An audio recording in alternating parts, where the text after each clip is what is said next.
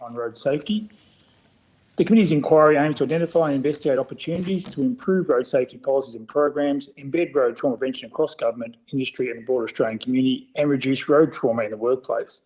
In particular, the committee is focused on the practical and immediate steps that can be taken to reduce trauma and deaths on Australian roads, building towards the ambitious vision of zero road deaths by the year 2050. The inquiry also continues the important work of the previous Joint Select Committee on Road Safety, which reported to Parliament in October 2020.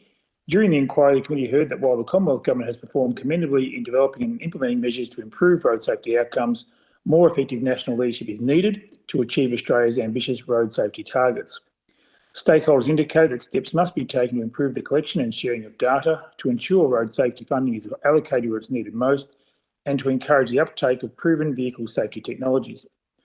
Accordingly, at this final hearing for the inquiry into road safety, the committee will pose questions to Commonwealth agencies about the progress of road safety initiatives and about issues raised during the committee's other public hearings. The committee will also hear from both Commonwealth and state government agencies about road safety issues and solutions at the state level, and about the road safety issues facing Australia's postal and courier services. I'd now like to outline some matters related to the conduct of today's hearing. The hearing is being held with some witnesses appearing via video conference and teleconference. The hearing is being webcast and can be viewed by members of the public from the Parliament's website. Witnesses will be invited to make a brief opening statement and then be asked questions by the committee.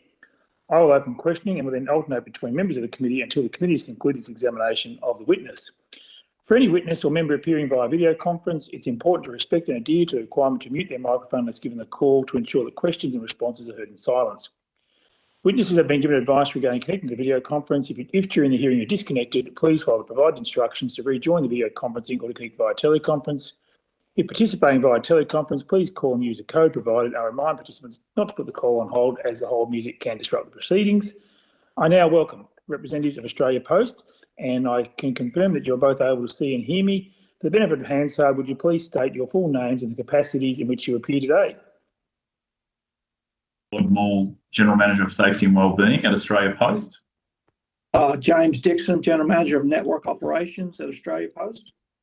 Thank you, Rod and James. I remind you both that although the committee doesn't require you to give evidence under oath, hearings are legal proceedings of the Parliament and warrant the same respect as proceedings of the House. The giving of false or misleading evidence is a serious matter and may be regarded as contempt of the Parliament, and all members and witnesses are asked to set their microphone to mute unless given the call to speak. I now invite you, or one of you or both of you, to make an opening statement. Thank you, Chair. Rod Moore, General Safety and Wellbeing at Australia Post. On behalf of Australia Post, we appreciate the opportunity to appear before the Joint Select Committee on Road Safety to speak further to our submission. As one of Australia's largest logistics providers and the sole provider of postal services, our submission canvasses the measures and opportunities that Australia Post has implemented and is exploring to improve safety across our network, people and practices. Past 18 months have been indeed a challenging time for many organisations, including Australia Post. But the one constant has been that the safety and the wellbeing of our people has remained our greatest priority. Their physical safety and their mental health, for it is our people that make Australia Post. We implemented a range of initiatives and practices across our business to provide the highest level of COVID-19 safe operations as possible. In addition, Australia Post has committed $400 million in new parcel facilities, fleet and technology by mid-2022, bringing total committed investment to more than $1 billion over a 3-year period. This includes accounts committed to protecting the safety of our workforce and partners. Inside our facilities, this includes investing in automation so that we can process increased volumes of parcels through e-commerce with less manual handling to help reduce injuries. Out on the road, we continue to roll out our electric delivery vehicles, known as EDVs, which allows us to reduce the number of motorbikes in our business, our most vulnerable mode of transport. Nationally, we have more than 2,200, with another 1,000 coming online this financial year. While part of our road safety strategy is to invest in safer, more sustainable transport, we also continue to invest in the use of road safety technology, a specific measure that supports the federal government's ongoing work to eliminate road crash, fatal and serious injuries. And we believe that road safety technology is one of the most useful ways of improving driver safety. All our heavy vehicles have onboard trip computer equipment that provides us with vital data, including but not limited to monitoring of vehicle location, and speed at which it is being driven, driver identification, an audible warning to drivers when they exceed 103 kilometres per hour, as well as monitoring of a vehicle's performance, including fuel consumption. They're also fitted with a dash camera system mounted in the cabs of vehicles with front and rear facing cameras. These record events triggered by vehicle acceleration, harsh braking and insufficient following distance. We are steadfast in our commitment to provide access to mental health platforms and to support our workforce, and we encourage our people and their family members to access our dedicated employee and workforce assist programs. Our leadership is very strong on mental health, with our Executive General Manager of People and Culture, Sue Davies, and our Group Chief Executive Officer and Managing Director, Paul Graham, both on the board of Healthy Heads in Trucks and Sheds Foundation, which is an initiative between road transport, warehousing and logistics operators to support workers with mental health and physical wellbeing. Fiona Andrews, our Health and Wellbeing Manager, also chairs the advisory board to Healthy Heads, again underlying our commitment to the mental wellbeing of our people and of the community. We want to be and believe we are a leader in this space, and is very much part of our strategy.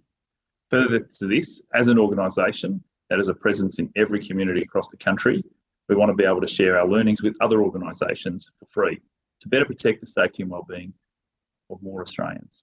Earlier this year, our excellent work in safety was recognised with 2 awards at the 2021 Comcare Awards. And if I may, I'd like to draw attention to one of them, which is known as the Early Match Care at Australia Post program, which won the Recovery and Return to Work Award. Last week, this program was recognised at the NSCA Foundation and GIO Workers' Compensation National Safety Council of Australia Awards of Excellence, taking out the Best Return and Recovery at Work System Award, and was also a finalist in the Best Mental Health Program category. We all know the devastating effects that workplace injuries have on not just the injured worker, but of their families and the broader network, and that workplace injuries are as much a mental health concern as a physical concern in their recovery. This program has confirmed the benefits of targeted and early intervention when someone injures themselves at work, and that's why we're committed to rolling this program out nationally to support all of our injured workers across the country. We also know just how powerful returning to work is from a rehabilitation perspective, and that getting people back to work earlier has significant mental and physical health benefits for our team members that have experienced injuries. This is just one example of the measures we're taking across our workforce that underlines the safety and wellbeing of our people. And it's something we consider to both proactively and reactively, whether they're in the office, out on the road, or across our vast network. I'm also joined today by James Dixon, our General Manager Networks, and we're happy to take your questions. Thank you, Rod and James, and I do appreciate you making yourselves available during what is obviously a peak time of year for Australia Post, so thank you for that. I noticed in your submission you have 11,000 vehicles travelling more than 350 million kilometres each year. What's the split there between Australia Post employees and contractors, and how do you ensure that your contract workforce is keeping their vehicle up to date, I guess, in terms of safety features?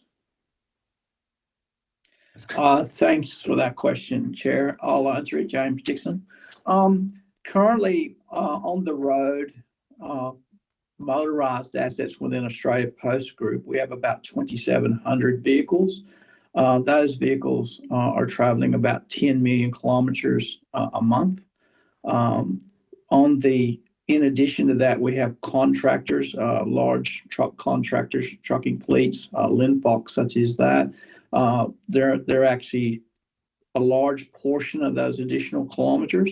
And then with our local van fleets, we have a number of ways that we work with those suppliers to ensure that those vans are suited for business. So we have a series of management systems where our management team actually review those on a weekly basis with the prime contractor.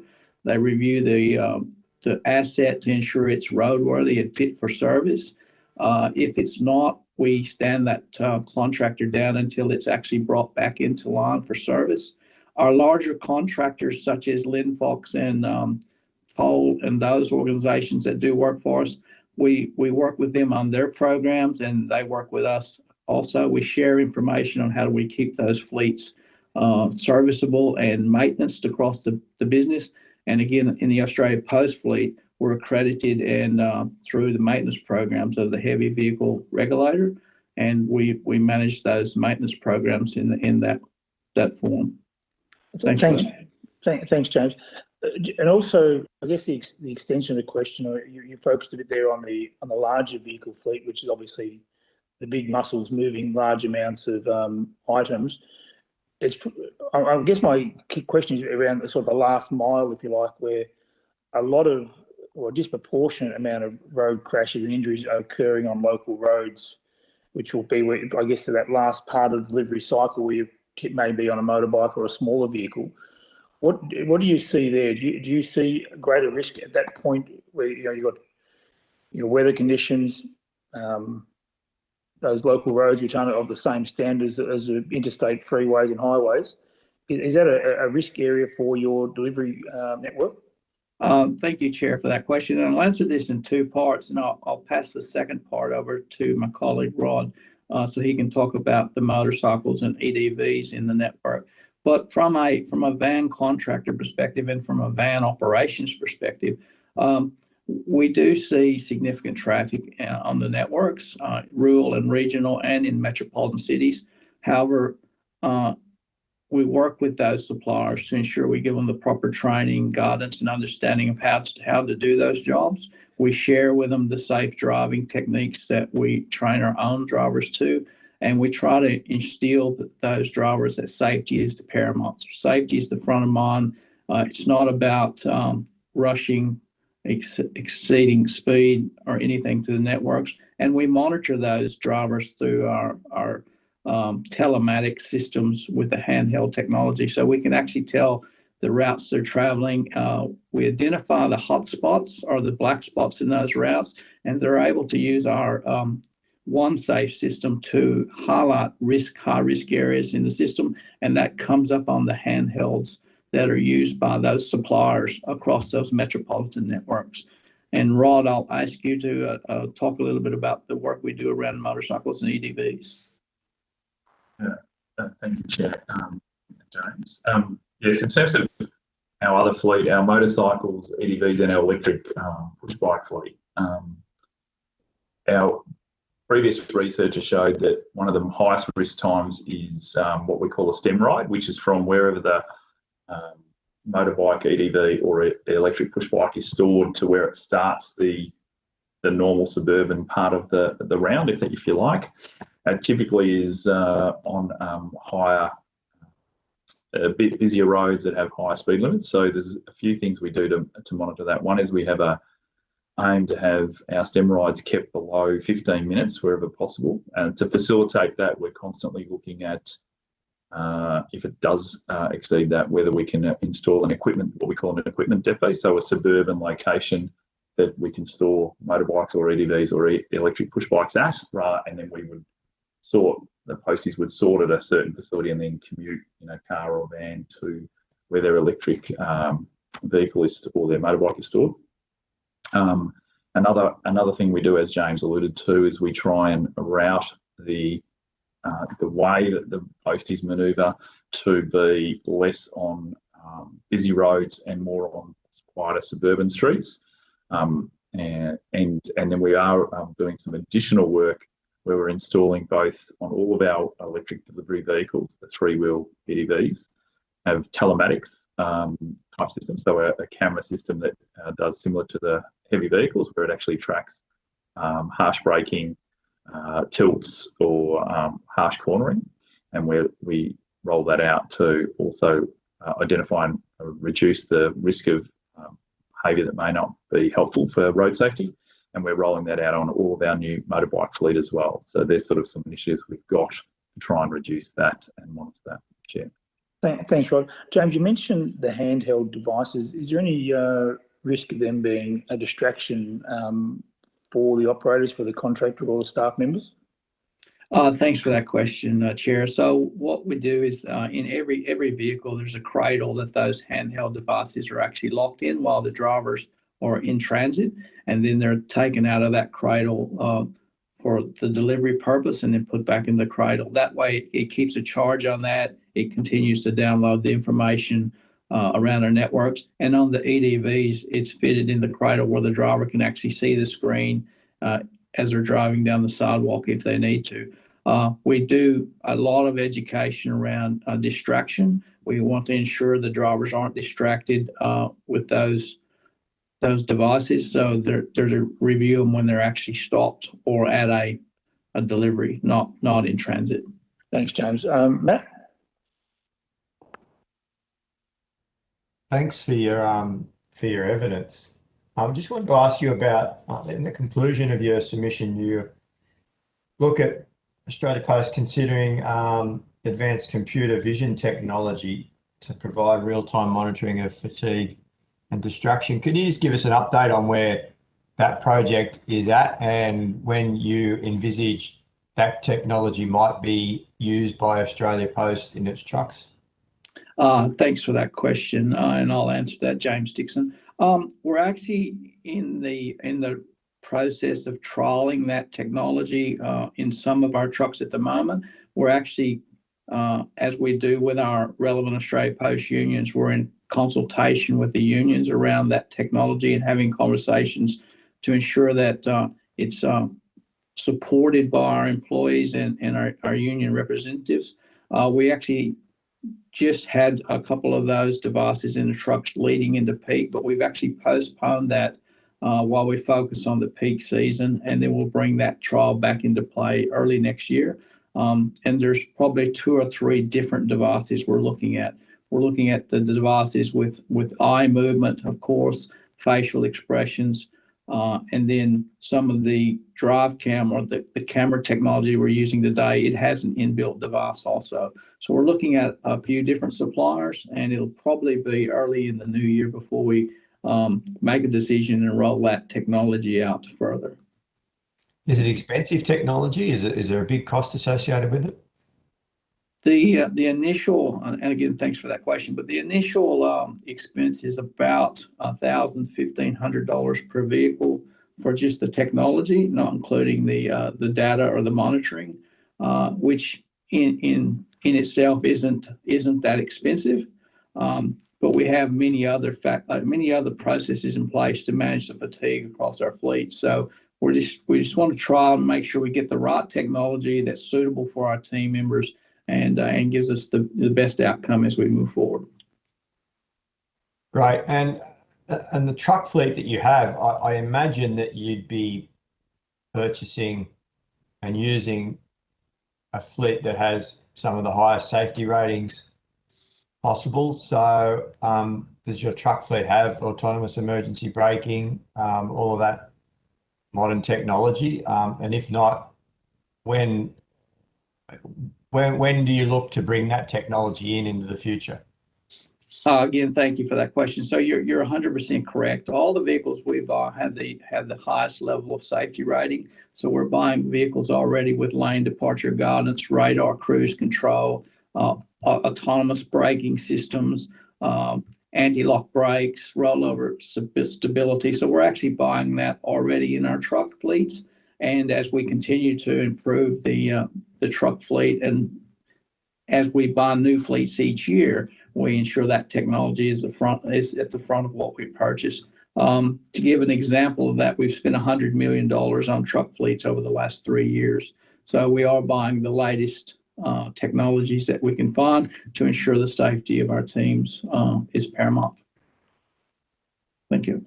Great. And you obviously run a big fleet of drivers and riders. I imagine that you've got a fair bit of data that you capture about, firstly, any collisions that they're involved in, any injuries that occur, and indeed any infringements that people may get for breaking the road rules. Do you keep that data? And is there anything that you can tell us about that data? For instance, are there certain types of infringements that are higher than others? Are there certain types of workplace injuries that are a problem and that you've identified and you try to work on? Thank you for that question. So from a heavy trucking fleet, we do keep that data. We share that data with Road Transport Association and others. to try to ensure we improve safety for the roads. If I took a view of the infringements that surface the most, the infringements that surface the most, it's usually the 6 or 12 kilometer speed zone. So a 40 kilometer an hour speed zone is there one day, and last week it was a 60. So it's that distraction of the changing of the zones in the metropolitan area. We get very few, if any, speed violations on the major highways and the freeways that come to the system. It's mainly traveling around the metropolitan lanes where, as I said, it's a 60 zone one week, and then the next week it's a 40 zone or a 50 zone. We actually record all of those. Those are all reported to our board of directors as part of our chain of responsibility compliance every month. And then we work back with those drivers to ensure that they understand through coaching, that they've had that breach. We have very few drivers reoffend after the coaching because they're starting to pay attention. But it's just the basic loss of distraction in some instances where we do have that those infringements. Rod, would you like to comment on any other areas? So probably the area that has the most accidents that result in harm to our people would definitely be our motorbike fleet. It's been used since the 1970s and has been one of the only ways to efficiently deliver letters and parcels, small parcels, sorry. We've now been working with the regulators to get our electric delivery vehicle fleet approved in Australia, and over the last 2 years we've gone from a couple of hundred to 2,200, and we'll have 3,200 as I indicated earlier. The thing holding us back isn't so much funding necessarily or anything like that. It's more about some of the rounds aren't suitable for the current EDV fleet that we have because they need either a stronger battery to go up steeper hills and still complete the rounds, that sort of thing. So we're working with suppliers both locally and overseas to design a more robust unit that can take further rounds. And our aim, the board has signed off on the strategy, is to remove motorbikes from all of our rounds by 2025. And we've made significant progress on that. That has been really pleasing, and we've seen a significant drop in our injuries because of it. The area that's most vulnerable on those motorbikes is where they have vehicle accidents. So, where a third-party vehicle hits a motorbike, it always results in serious injury. Today, coincidentally, is the anniversary of a death at one of our motorbike posties on the 14th of December last year. He was hit by a 70-year-old driver in a four-wheel drive with a bull bar, died at the scene, and it's really tragic, and that's why we want to get rid of that mode. Secondly, one of the things we're doing in the interim is, apart from the telematics that we talked about rolling out on a motorbike fleet, we're also starting to install additional strobe lighting on a pole across our motorbike fleet to try and make them more visible. They already have flags and high vis, but we've done some initial trials and as well, and we've purchased an additional 2,500 of those, which will be rolled out over the coming months. So we're hoping that will also, as an interim step, help and vulnerability of those, reduce the vulnerability of our posties on those modes. The electric vehicles, are they the ones that we're starting to see on the streets now that have the cover on the top and the three-wheelers? Yeah, so they are. Ride those on the footpath. Yeah, so because they're three-wheelers, they've been allowed to go on the footpaths, which is one of the probably biggest transitions is probably the cultural change from posties who all ride motorbikes in their spare time, and a lot of posties I know have various home, some of them have several motorbikes at home, and they joined Australia Post because they love motorbikes. It's been a real cultural transition to try and get them to embrace electric delivery vehicles, which look like a golf cart and not the sexiest sort of cars around, vehicles around. The great thing is the more of our posties who do trial them, the more and more of them are finding that they're less fatigued at the end. We show a lot of vision, which really helps motivate about what can happen if you're hit by a vehicle, and it's much more survivable in an EDV because of the protective cocoon that you're in. Not as good as a van but significantly improved over a motorbike. And we we're really getting a lot more advocates in our workforce for EDVs. So that's been really pleasing. But it is a real, not only physical, but cultural transformation in the organisation. And are those registered, those vehicles, and do they drive them on the road to get to the route that they do? Yeah, they are. They're all registered in the various states that they're in. And they have to have a special registration to be able to go on footpaths as well as the roads. One of the other things with the EDVs, they're limited to 45 kilometres an hour. So if you think about a motorbike can go, obviously, whatever the speed limit is, so regularly over 60, 80 kilometres an hour if they're on a road of that type, whereas our EDVs aren't. We restrict them from a safety point of view to roads that are 70 kilometres or less because they're a bit slower, and we try and find alternative routes for those equipment depots I talked about earlier to try and avoid those higher end roads. But yeah, they're all registered. They have a special licence Australia Post has to, or a special authorisation each state to be on the footpath. And just on trucks, some people have submitted to our committee that we should consider mandating conspicuity tape for trucks so that they're visible at night. It seems like a sensible suggestion to me if we phased it in over time, looking at roughly about $1,000 per truck. Is that something that you do already? And would that be a burden if you were required to do that? So thanks for the question. It's not something we do already. We did look at the tape last year, and then we took a bit of a slant to that. So the big decals on trucks that have the Australia Post P, we bought those decals with the reflective tape built into them. So more of a signage perspective. So when lights hit that large P, you can tell it's a truck. But as far as rolling it out to the fleets, it makes sense. We wouldn't object to that as a large organisation. But when we looked at it, we took a different slant to it last year. Great. And my final question is: when I was a kid, the postman used to walk, and he did the same route every day, and everyone knew him. Does that still happen? Do posties still walk their routes? I'll answer that if you like, James. Yeah, that is. So we have a range of posties. We have about 8,800 posties that work directly for Australia Post and a range of contractors, posties who do more regional rural areas. Of those 8,800, we have currently about 4,000 on motorbikes, 2,200 going up to 3,200 in EDVs. We have about 1,100 electric push bikes. We have a couple of posties who still like a traditional push bike as well. And we have around about another 1,000 or so what we call walking posties. So yeah, they still exist, and certainly in inner suburban high density areas like inner Sydney, it's actually the preferred mode. There's no other way to do those high density buildings really with that sort of approach. So now they still have a role, and they will continue to have a role for some time. I think it's the motorbike posties we're trying to transition, but not the posties out of the business, but the mode of transport out of the business. But yeah, walking post is still there.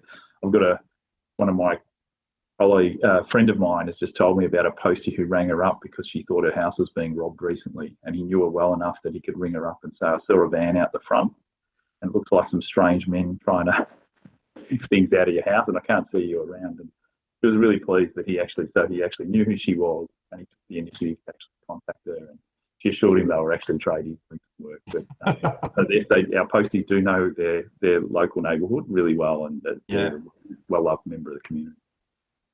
Yeah, I remember the postie around Christmas time. He had plenty of cartons of beer that he was given every year because of the great job that he did. Yeah, we don't encourage beer as much nowadays, but we do like a thank you card and other things for our posties. That's it from me, Chair. Thanks. Thanks, Matt. And the most alarming thing we've found out, Matt, is by 2025 the red postie bikes won't exist anymore. So yeah, that's right. They'll become collector's items.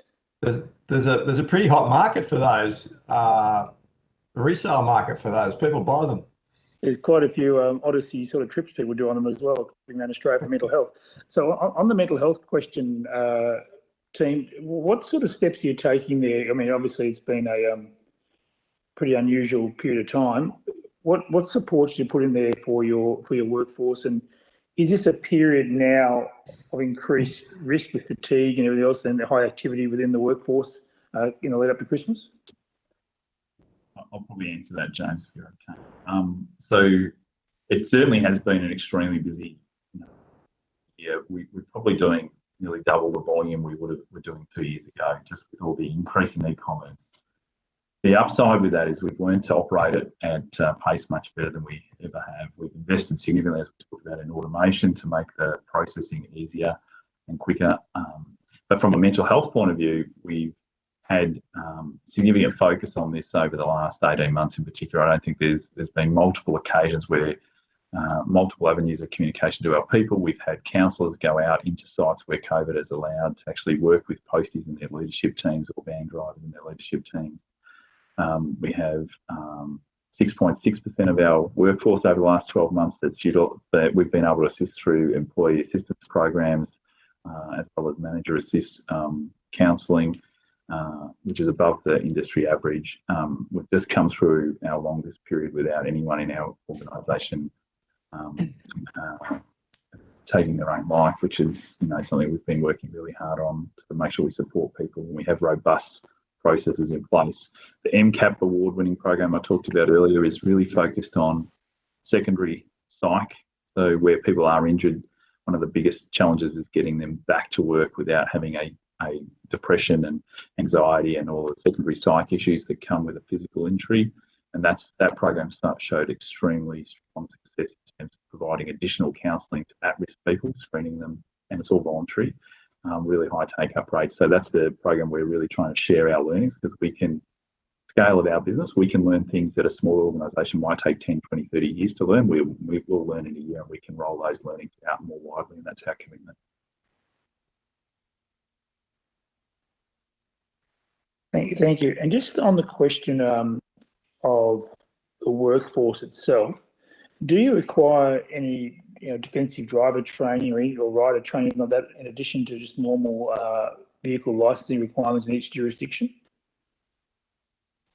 We have a range of additional training. So we for example, all of our, obviously minimum, everyone has to have a license, appropriate license for all the vehicles that they operate. And then once they come into the business, depending on the type of mode, there's also additional training. So we have, for example, our EDV posties we talked about before. They'll do an additional 3 days training before they're allowed out on round by themselves, and then they're supervised while have a buddy program. We monitor their performance.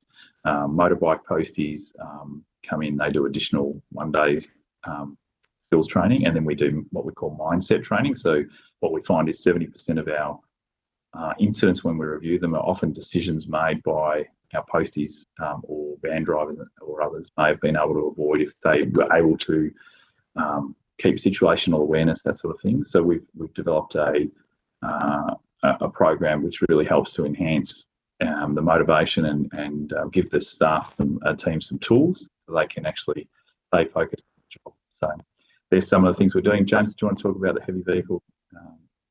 Yeah, thank you, Rod. And in addition to that, across the heavy vehicle fleets, we do a lot of training with alcohol and other drug awareness training, chain of responsibility, load restraint training. We place coach drivers in the trucks with some of our drivers periodically if we're seeing lots of events on the drive cam system where an individual's being distracted or not leaving themselves room to maneuver on the roads, and we're getting a lot of signals back from drive cam. We send coaches out with those drivers and do that, and then every year the drivers are reassessed by our in-house driver trainers, learning and development and driver trainers. So a lot of those programs about refreshing what our professional drivers already know, but then ensuring that we just highlight that refresher with them on an annual basis. Sorry, James, and that's compulsory as a condition of employment? Yes, it's part of a program that we're actually as leaders. I'm measured as one of my KPIs on ensuring that my staff have fulfilled their compulsory training programs over the 12-month period. Thanks for that, James. My final questions are again about workforce, just in terms of, are you seeing any workforce shortages at the moment? What are you seeing in terms of any trends towards gender balance, having more female posties in the fleet, and the age of your workforce? Are you seeing an aging nature to your workforce? Just doing a general profile, really, to see what's happening there and whether you're experiencing a skill shortage amongst the driver fleet. Yes, thank you for that, Chair. Yes, clearly across the heavy vehicle driving portfolio, we're seeing our drivers are getting older. I think the average age is about 56 years old now across that fleet. And, we have pending a lot of retirements coming up in 2022. And to backfill those, it's always difficult at the moment to find drivers out in the business, out in the industry. There's a lot of competition in the industry to recruit and hold drivers, and Australia Post does a great job of that. We have a very low exit rate, but it's very difficult to find drivers. I think if I used a number today, we could probably place 70, 80 heavy vehicle drivers within the business today if we needed to, or we do need to. We could place those today. Rod? And on the female workforce, I mean, it's traditionally been a male-dominated industry, heavy vehicles in particular. We're seeing across industry greater awareness of the opportunity to hire female drivers and train them. Are you seeing that as an opportunity, or what's happening to your gender balance, I guess, in the workforce? We have worked in collaboration with some of our supply partners. We worked last year in collaboration with Linfox and a couple of other organizations, and ran some academies for female drivers. That's worked quite well. We've actually had a program within the business, Women in Transport, what we call it, within the organization, where we're actively recruiting females to the business. And they usually come into the organization driving our vans and then build into our rigid trucks, heavy rigids, but clearly it's an area of focus and an area that we continue to need to improve on because of this. It is a male-dominated industry, but that's not excuse why we're not improving in the gender balance in transport. Rod, would you have a view on that? Yeah, so a couple of things. So with our motorbike fleet, for example, no surprise that motorbike riders, people with motorbike licenses, are heavily skewed to men in the population traditionally.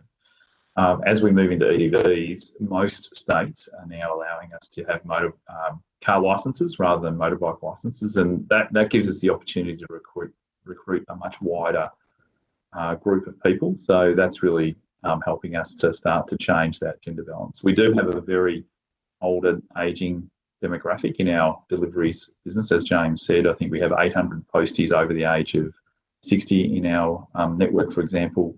I've met 70-plus-year-old posties and van drivers.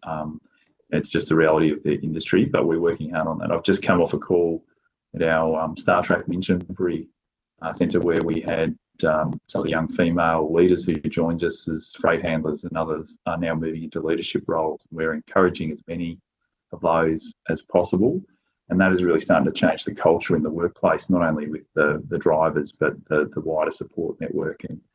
And we're recognising and rewarding that, but it is a challenging space to try and attract a more diverse workforce.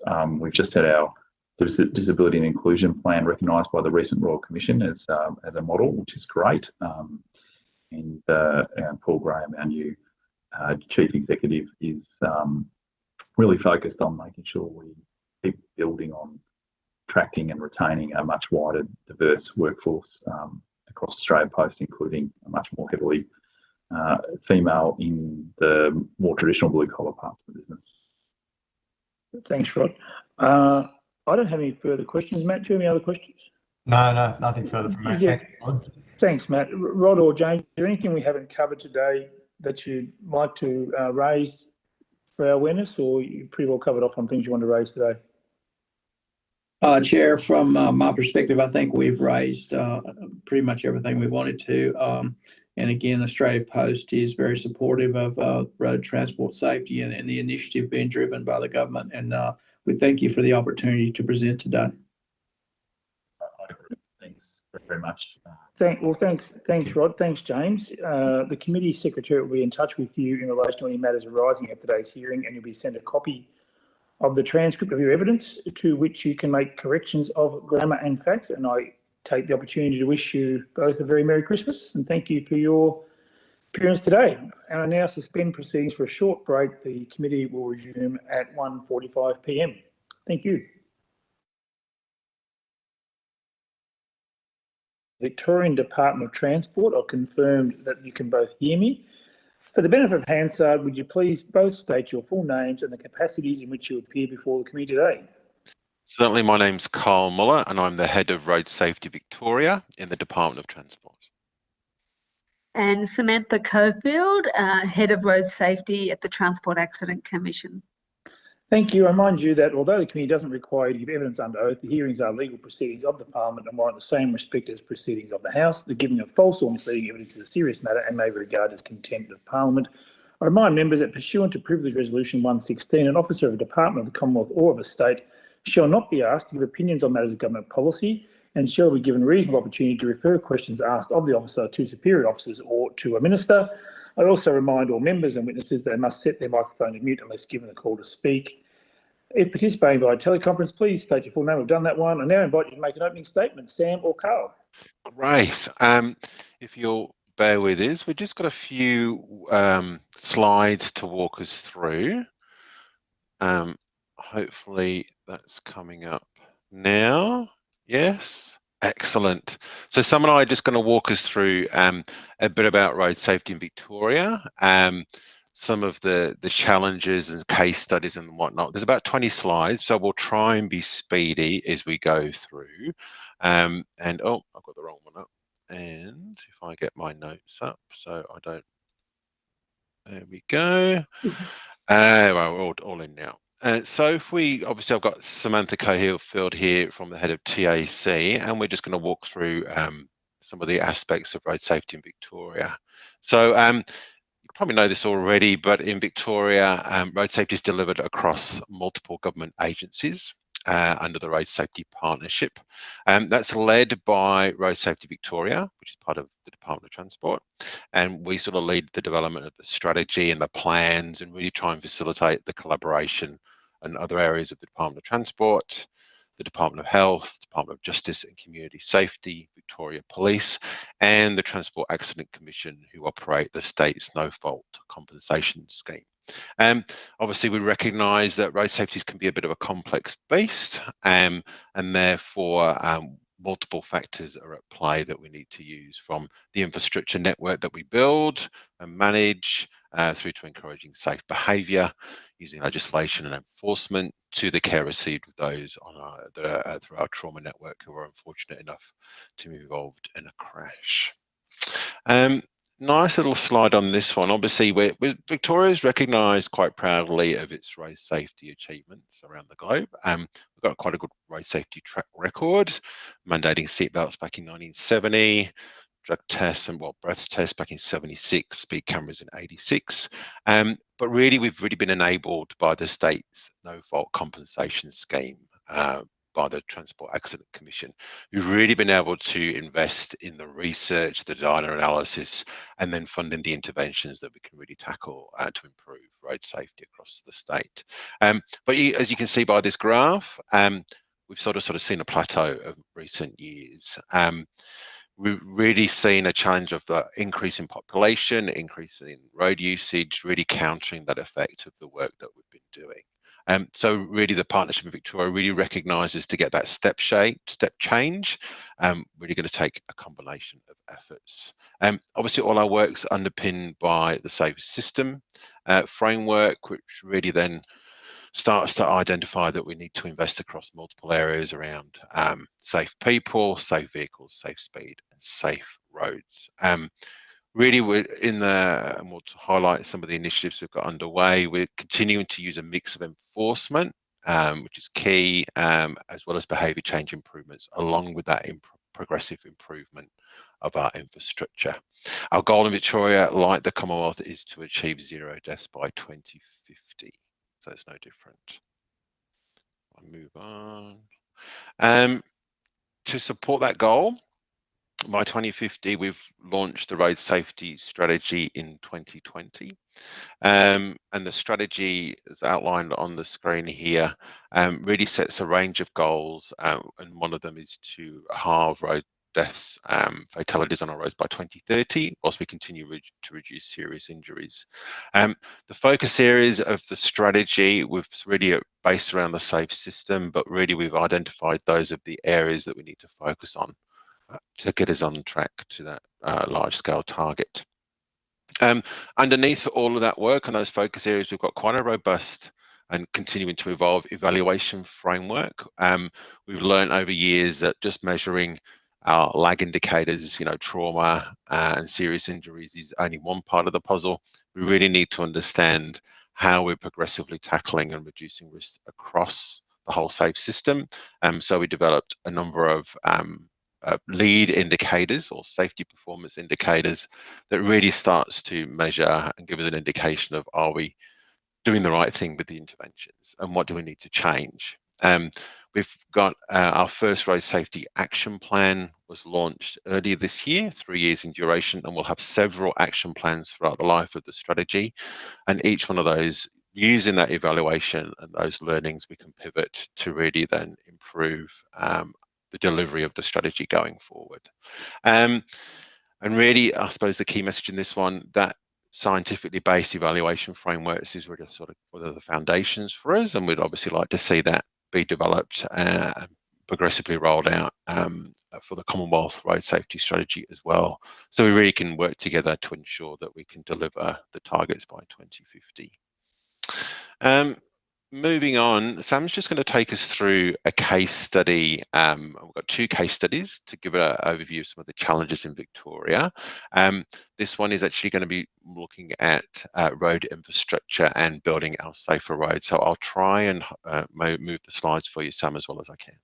I might give you the nod or the indication when we want to move, Carl. Yeah, thank you. So Victoria, well, we're quite a small state in relation to our land size, does have a very large road network. I think our predecessors decided if we need to get somewhere, it was good to build a road to that place. So 150,000 kilometres of, I suppose, road network that's open for general traffic, and about another 50,000 kilometres of minor roads, tracks in parks and forests, etc. So very large kilometrage of road network to look after. Local government actually looks after the majority of that road network with over 120,000 kilometres under their management. And that 120,000 plus kilometres accounts for approximately half of our serious road trauma problem. The 23,000 kilometres of freeways and arterial roads managed by Vic Roads are where we see the other half of our very serious trauma happening, and that network's worth about $27 billion to Vic Roads. Around 19,000 kilometres of this road network are in regional areas. As you can imagine, we have all the bridges and other structures that go along with that, over 3,000 bridges. I think we've got something like 220,000 intersections. So there's a lot of work to do if we're to address those trauma problems. You move to the next slide.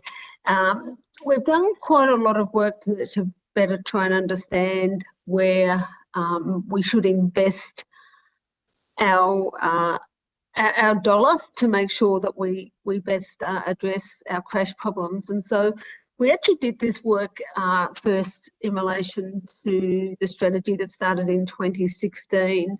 But what we really found was the majority of our problem was really on high-speed rural roads, where we saw runoff road, whether it be to the left or to the right, was really the major problem we needed to address in relation to fatalities, and was still a relatively major problem in relation to our very serious injuries, which we're currently measuring through the MAIS 3+ injury scores. What looking at data has really enabled us to do is to work out where our investment should go. And you can see from this, 38% of crashes occur on our regional high-speed roads. As I said, lane departures, probably the biggest issue we face are trees, running off the road into trees and then head-on crashes. Further 19% in mid-blocks in our metro areas, as you can see there, and 23% across the state at intersections. Interestingly, the cost for the TAC of those intersection crashes, because of the level of severity when you start to look at MAIS 3+ injuries, is quite significant. So, and you see that in terms of the numbers there too, at 34% in the MAIS 3+ area. So what did we do in relation to investment once we actually had that information to hand? As part of our last strategy, as I said, which was called Towards Zero, we made a very significant investment into treating rural divided roads, and we made that our top priority. So that was basically where we had the highest traffic volumes and the highest, I suppose, exposure in terms of kilometres travelled as well. And the decision was to try and completely cover these roads in continuous flexible barrier systems.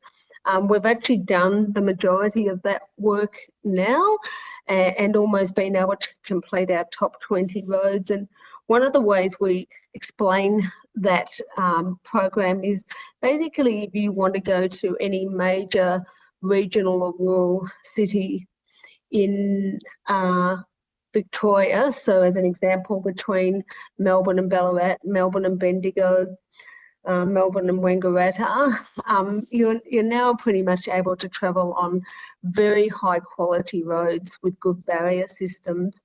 We also used audio tactile line marking quite extensively on those top 20 roads, but also on a range of roads that had lower volumes, but we couldn't afford in the immediacy to treat with continuous barrier treatments.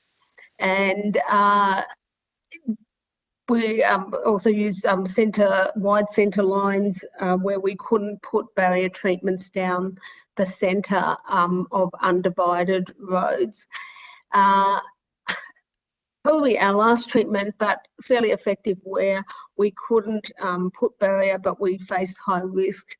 We have been able to, in some cases, reduce speed limits to closer to a safe system outcome. Obviously highly cost effective, but much more difficult type of treatment to undertake because of, I suppose, where we are with the community in relation to speed limit reductions more generally. Just in relation to how this has all panned out, and you can see here that we have some nice diagrams or some images of how we've been able to transform the system in terms of the AUSRAP star ratings. And it's been a really great transformation where we've been able to move almost all one-star roads, not that we had many of them, from the system, and also two-star, and move them mainly to 4- and 5-star roads. So you can see that transformation on the left from having sort of fairly much red and sort of orangish colours through onto the right, much more of the yellow and green representing higher star ratings. If we just move to the next slide, Carl.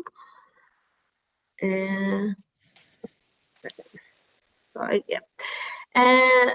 So, of course, we wanted to ensure that this huge investment that we've made in treating our roads was successful, and we've looked at what we call our lag indicators, and that's really how they impacted the number of fatalities and serious injuries.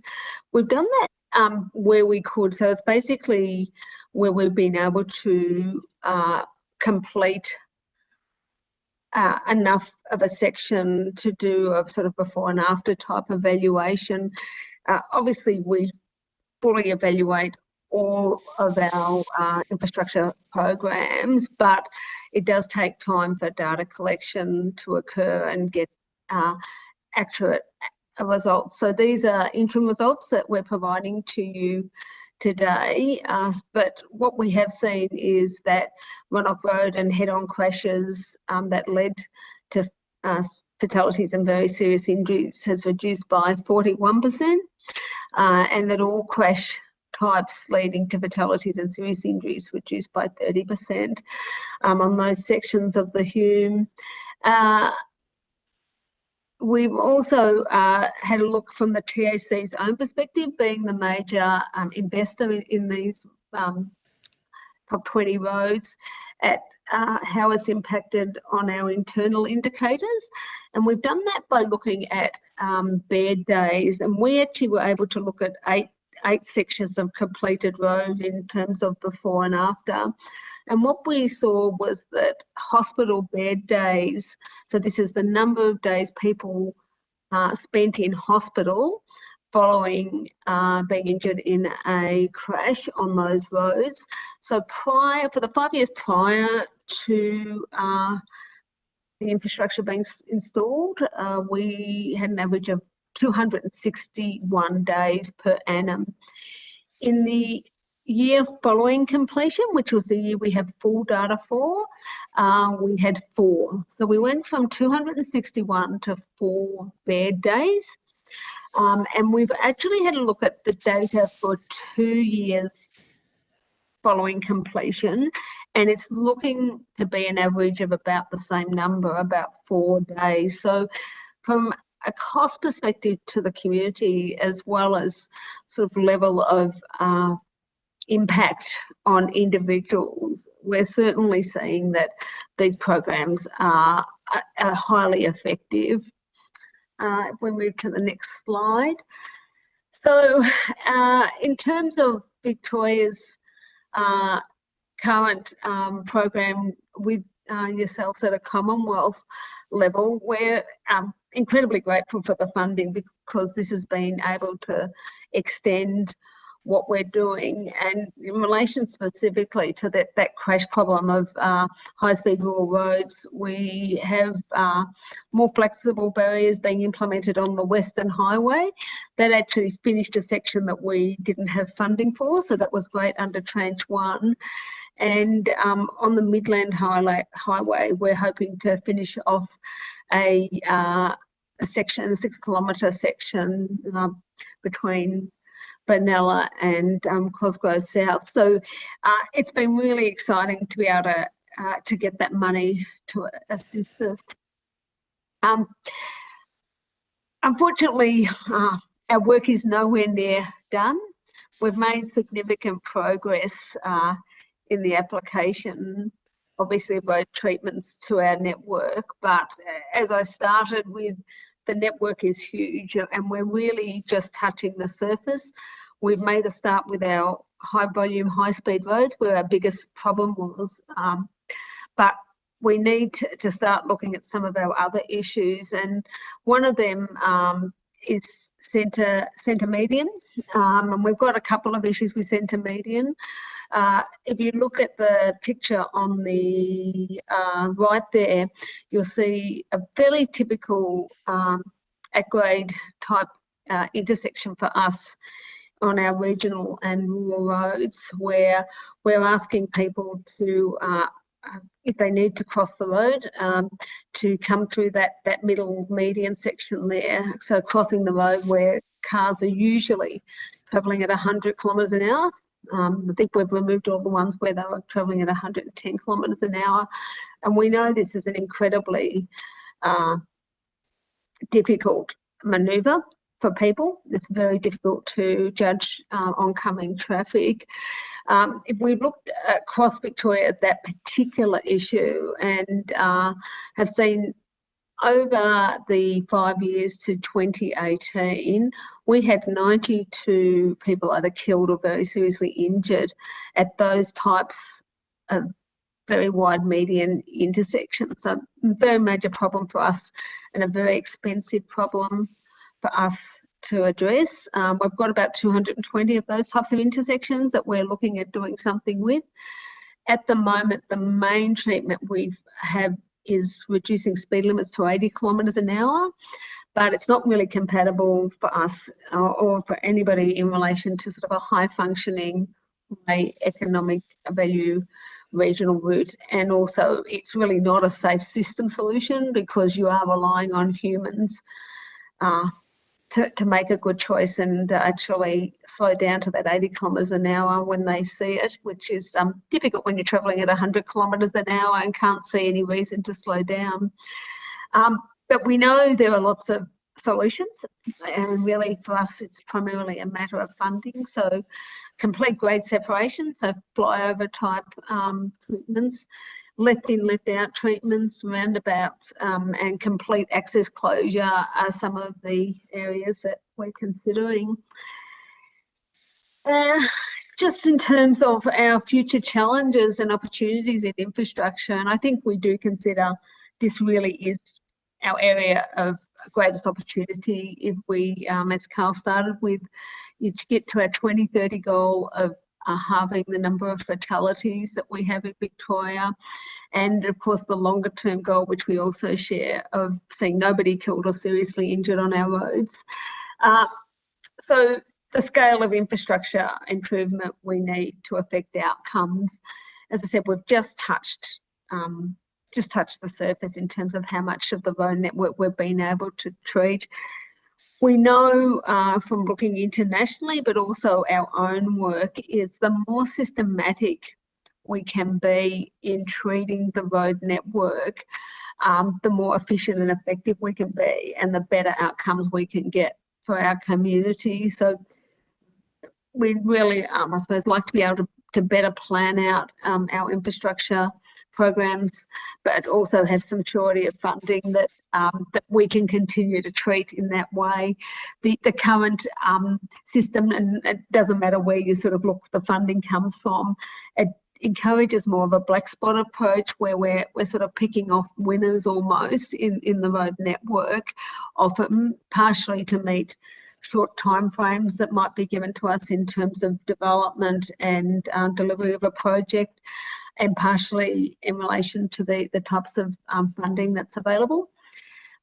And also we know that innovation can be really difficult to achieve in quite constrained funding schemes. And as an example, most of our metropolitan infrastructure initiatives require quite a lot of community engagement. Because we're now starting to get to the point where we need innovative solutions. So if you want to put in something like a compact roundabout, we really need to work with sort of the bus companies, the heavy vehicle and transport and logistic areas, as well as the local community. Really hard to do that in tightly constrained time periods and funding schemes. I think the opportunities, of course, are counter to that, which is we can, through funding support, enable a systematic treatment of the road network and provide really, I suppose, good understanding of how we're treating that network so that people can see change over time, and really the opportunity to invest and continue to support innovative ways of treating our road network and particularly our intersections. I think that's the end of the case study. Thanks, Carl. All right, now over to me. I'll whip us through these next few slides, which is really another case study on the challenge we have with unsafe vehicles on our road network. So if you look at it here, right now in Victoria, we have a bit of an issue, like most states, with Carl, yeah. sorry, Carl, just sorry to interrupt. If we can flick through these very quickly, because Matt will have a few questions. Yeah, of course. I can read the screens very quickly, and I appreciate the issue without wanting to cut you short. Yeah, all right, we'll take that one as read. Take it as read. Absolutely. Thank you. Yeah, Yep. take that one as read. Yep. Obviously, we've seen a lot of good gains of late with ADRs and the improvement now. I think there was a great study back in 2018, as said on the screen. And we think, you know, what we can do in the Australian design rules and ANCAP is really going to save us a lot of gains in the years to come. If you think about the work, we're obviously supportive of the Commonwealth looking at its recent announcement to align with UN regulations, particularly around AEB in new vehicles, which come through. I think there's great opportunity to look at how we can speed or streamline that process, so we're getting the safest vehicles into Victoria, recognising that the vehicles in 2025 will still be the vehicles that we'll have in 2050. We've got some great technology coming through, such as lane departure warnings, drowsiness and fatigue being built into vehicles. I think the US is proposing to mandate impairment, looking at alcohol in new vehicles by 2025. So it's how can Australia adopt to these new technologies as soon as we can to really give us that uplift and really counter some of the work that we need to do in that behavioural enforcement space. So really, I think the real challenge here is that also some of our most vulnerable are using the most unsafe vehicles we have, be that old or young. And I think we've got a bit of a cost going on around the relatively slow adoption of ADRs into Australia. I think closing that gap is probably the biggest opportunity, and then really trying to think of innovative ways to incentivise young people and those that are getting older as well, to get them into the safety of safer vehicles as soon as we can. Just to close out, we've got quite a number of initiatives happening in the state of Victoria. The action plan had $385 million worth of new work on top of our BAU work and the work that was still going on from our last strategy. And that's really, if you can take away that there's quite a bit of that automated enforcement flavour going on in the action plan that we've got underway right now, as well as how do we deal with some of the more challenging areas around those people in Victoria that don't respond to the usual enforcement remedies. So that's really trying to get to the root cause of the problem. Obviously, the vehicle stuff, we're looking at how can we get younger people in regional Victoria into safer vehicles. We're really looking at the gig economy and starting to work with WorkSafe to look at how can we improve the safety of people who use the road for work, or it is their place of work, and then continuing to work on that, on reducing that risk, really a large part being infrastructure. I'll close it there because I think really we want to talk. So I'll stop sharing. Thank you, Carl and Samantha, for that. Notwithstanding the fact that if we hadn't undertaken the reforms as described in Victoria, and with this population growth, we'd be seeing much more death and injury on our roads. I think it was you, Carl, indicated we have flatlined or plateaued since about 2015. How is the budget, I guess, set for transport or TAC? Is it a needs based? You put a bid into the process, or is it the broader process? You get told how much you're going to get, and then you've got to cut your cloth to fit. How does it actually? How do you make that process work? And then, as part of it's a bit of a twofold process. So as part of, we've got an understanding of what we need to achieve by 2030. The last process to bid for funding was, here's our business case and the submission. This is the level of trauma we can reach by doing these different initiatives. That goes through the cycle. TAC is very lucky. We're very lucky to have TAC supports a large proportion of that funding to do that work. And then obviously government then decides what it can through the TAC and its own coffers to support road safety initiatives. So it's always evidence-based, always get the funding. And if we don't get everything that we think can be funded, we come back for more later round. So it's just a continual process.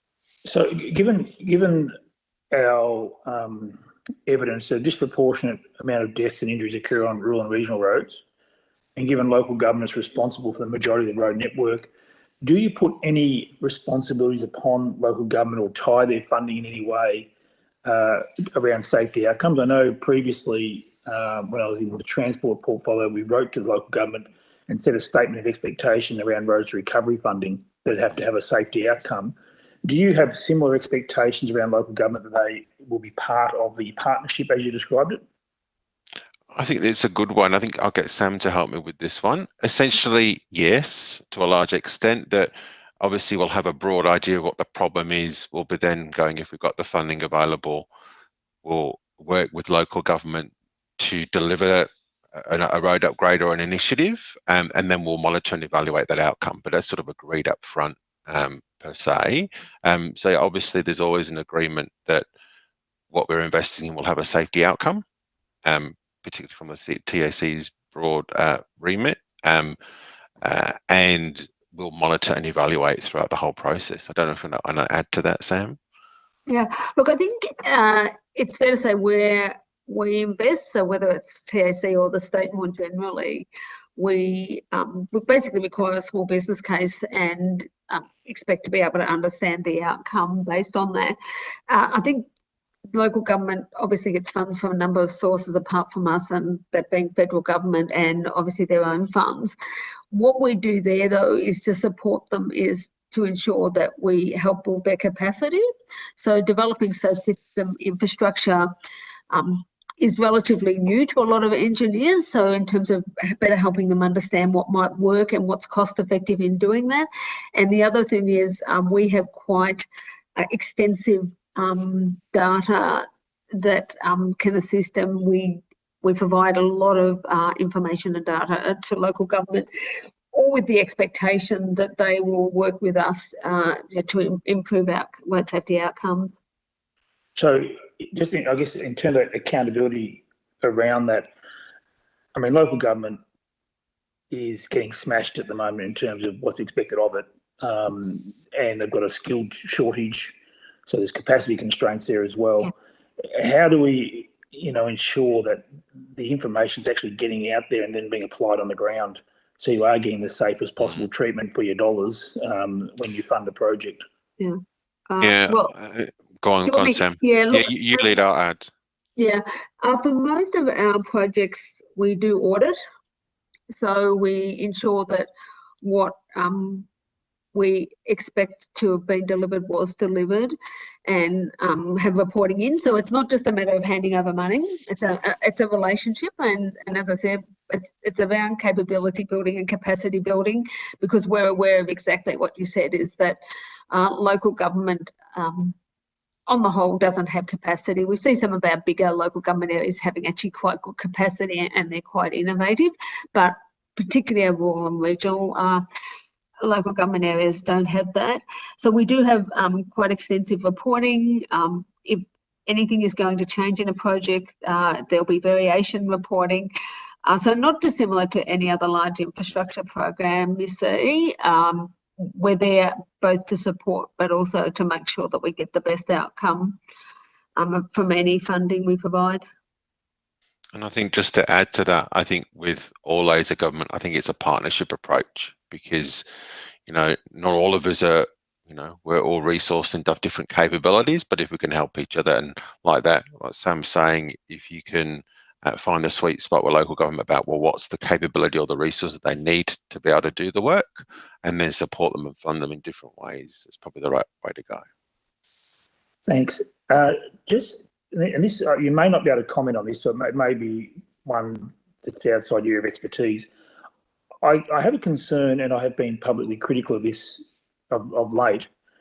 When funding's allocated at a Commonwealth level to a state, and then we've got multiple years before a project actually starts, what it creates for us in the community is a distrust that the money's even there, but intersections that we identify as being high risk and needing work, waiting literally years, even though money's been announced.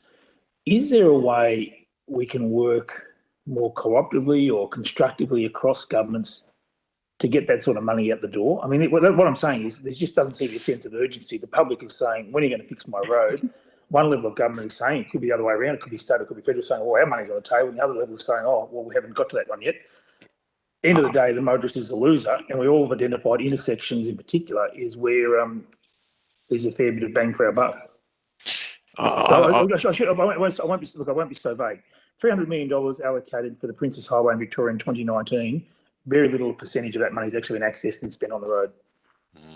I couldn't talk about that specifically, but I could give you a response around how we can work together. I think if we're good at identifying what are the problem areas and then doing all the groundwork, in other words, the development, the approvers that you might need with heritage overlays, or that community consultation, or the ecological studies that might need to be done, because that's usually the issues that some of the large scale projects can encounter and be delayed. I think if that pre-work can be done, then that could actually accelerate the delivery, turning the sod. So I think it's actually about that planning, that development.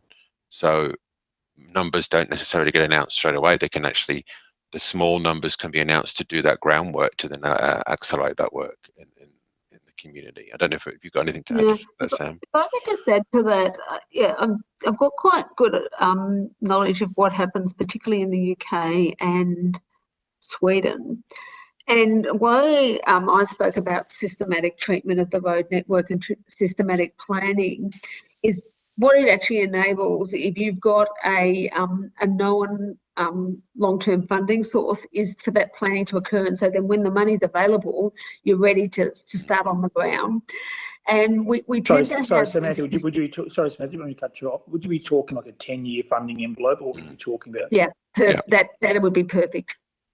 Yeah, I mean, I couldn't agree more. A longer term funding envelope would allow for better planning. One more, Matt. Sorry, I just the poor Victorians cop it all for me today. And this one is again maybe difficult for you to comment on, but has anyone done any work on the cost of preparing to duplicate or put in an overtaking lane on the non-road related costs? So all the stuff you have to do before you actually put any black stuff on the ground. My community in East Gippsland, which is obviously 80%, 75% public land surrounded by state forests and national parks, is absolutely furious about how much the native vegetation offsets and all those other issues impact on plans to build roads, to the point of they're exasperated by how much money we spend before we even lay any black stuff down. And they say to me, well, our roads would be safer if we actually spend on the roads rather than all this other stuff that is peripheral to actually the road reserve. I'd have to take that one on notice, to be quite honest. I haven't. Okay. I'll take it on notice. I'll try and be more specific. It's the non-road costs that are associated with a road project is what is causing them greatest angst, saying how much of our actual money you just announced for that road, Minister for Transport, actually gets spent on the road. Goes into the actual road. Vegetation offsets, heritage overlays, EPBC Act investigations, whatever it might be. They're saying to me, our roads would be safer if you actually spent the money on the roads. Yeah. And that's a constant feedback I get. Matt, do you have any questions? Yes, thanks. Could you tell, you might need to take this on notice as well, how much of your road network is covered by point-to-point speed cameras that are used for all vehicles, so light vehicles as well? Go on, Sam. Look, I don't think we know I mean, we can get it for you. I don't know the exact kilometrage, but it's a very small percentage. However, we do recognise the effectiveness of average speed cameras or point-to-point cameras, and we've got a pilot to test another 2 routes, so to speak. But the camera systems that are there, which as I said are very limited at the moment, testing for all vehicles or enforcing for all vehicles. Okay, that's good. And the strategy that you outlined at the beginning of the presentation, are there milestones that are requirements to be met as part of that strategy? One of the criticisms of the Commonwealth and its road safety strategy, and you may have read about this in The Australian a few weeks ago, was that there's no accountability. So it's a document that's put together every decade. All the states sign up to it, but very little of it's actually met. So I just want to know what the accountability mechanisms that are built into the state strategy are. Yeah, sure. Well, we get to, as you noticed, with the action plan, we published our sort of evaluation framework, and we're going to be publishing that on an annual basis. We had a parliamentary inquiry back on our 2019 figures, as there was a spike in trauma. As part of that, as well as what we were doing with the strategy, we've committed to publish that on a regular basis, on an annual basis. And as so to really provide the insights on how we're going, and those indicators on the percentage of roads that we've upgraded, the number of vehicles that have got seatbelts in, etc. They're sort of what we're holding ourselves to account and that we're going to be publishing. The other aspect, so it's almost an annual report on how we're tracking.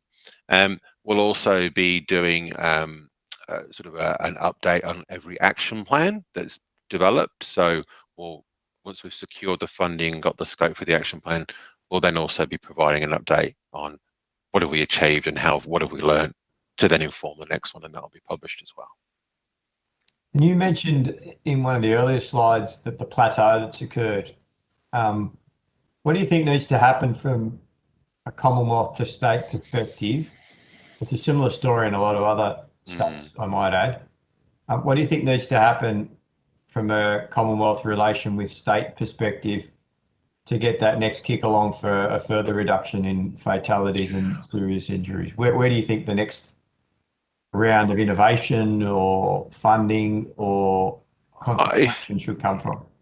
I think the two areas that we've provided you in the case studies is where I think the lead could be from the Commonwealth in that long-term infrastructure funding, because that really is getting your safe system sorted out, as well as your vehicle technology, because I think vehicle technology in the medium to long term is going to give us a lot of wins.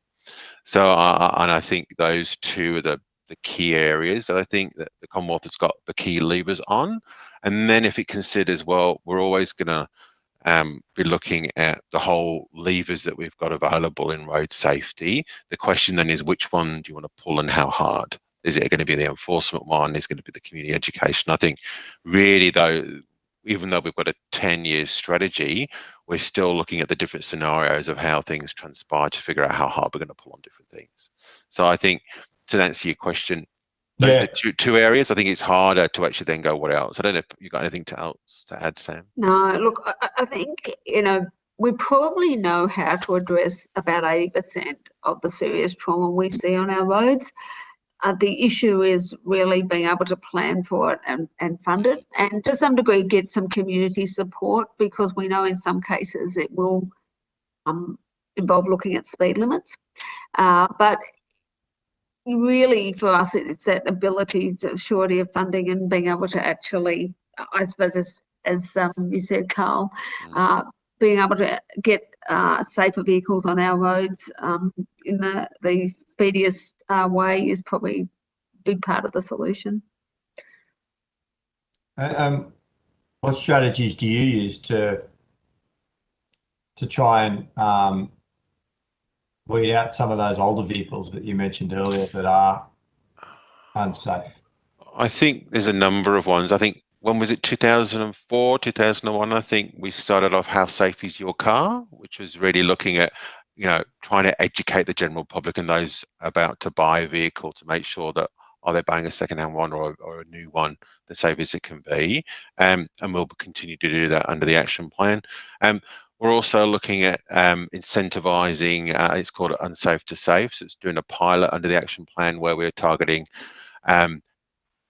regional Victorians, which are about 15 times more at risk compared to everybody else because of where they are and the type of vehicle they're driving. So that if they own a vehicle over 16 years of age, we're going to support them to buy a newer, safer one, and we'll give them a $5,000 incentive to do that.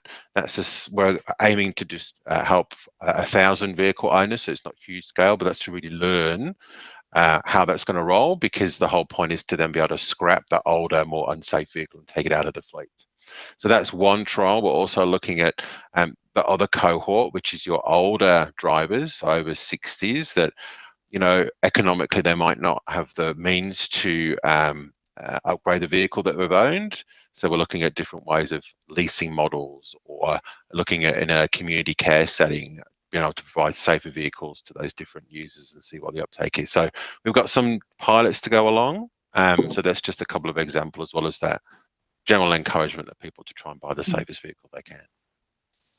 And my final question is, the Victorian government, do you have proactive policies in place to increase the uptake of electric vehicles to the government fleet? I have to take that one on notice. I think, to be quite honest, it's slightly outside of my remit, but I'll find out. Okay, thanks. Thanks, Matt. I Thanks. notice we're joined by Maria. Maria, I'll give you one question warning. I just want to go back to I'm another so- topic. I'm sorry, I got caught up at a local Christmas party. No worries, Maria. So I think I've missed something very important, but I just have one question, because I've become more aware of driving on the roads now since joining this committee. And I have one of these very sophisticated cars that's probably going to be deemed to be a high-tech, safe one. I don't know how to use it, but just very quickly, that raises a whole lot of other issues. But in your experience, I personally notice a lot of very bad driving behaviour and very ignorant driving behaviour on the roads. And it seems to be more of that than anything else. I don't know whether I've become more aware of it. Total disregard by lots of drivers about rules. Total disregard about being on the road and other drivers. If you could just give me some indication in your own experience, how much of our problem is attributed to very bad attitudes, disrespect, lack of understanding, failure to, just total failure to acknowledge that you're on the road and sharing it with other people and other vehicles and bikes and everyone else. There was quite a lot of work done in this area, courteous driving, and sort of the level of, I suppose, compliance to road rules in a low level sense. So we're not talking about speeding or drink driving, etc., but your general everyday use of the roads, how far ahead you indicate, as an example. You know, you might indicate but only for 20 metres and not 100 metres or whatever it might be. There is actually fairly limited evidence to say that actually impacts our serious trauma problem. Probably does contribute somewhat to property damage crashes, but because people are generally attentive, they know what's happening on the road, they're driving in quite a lot of driving is actually quite automated.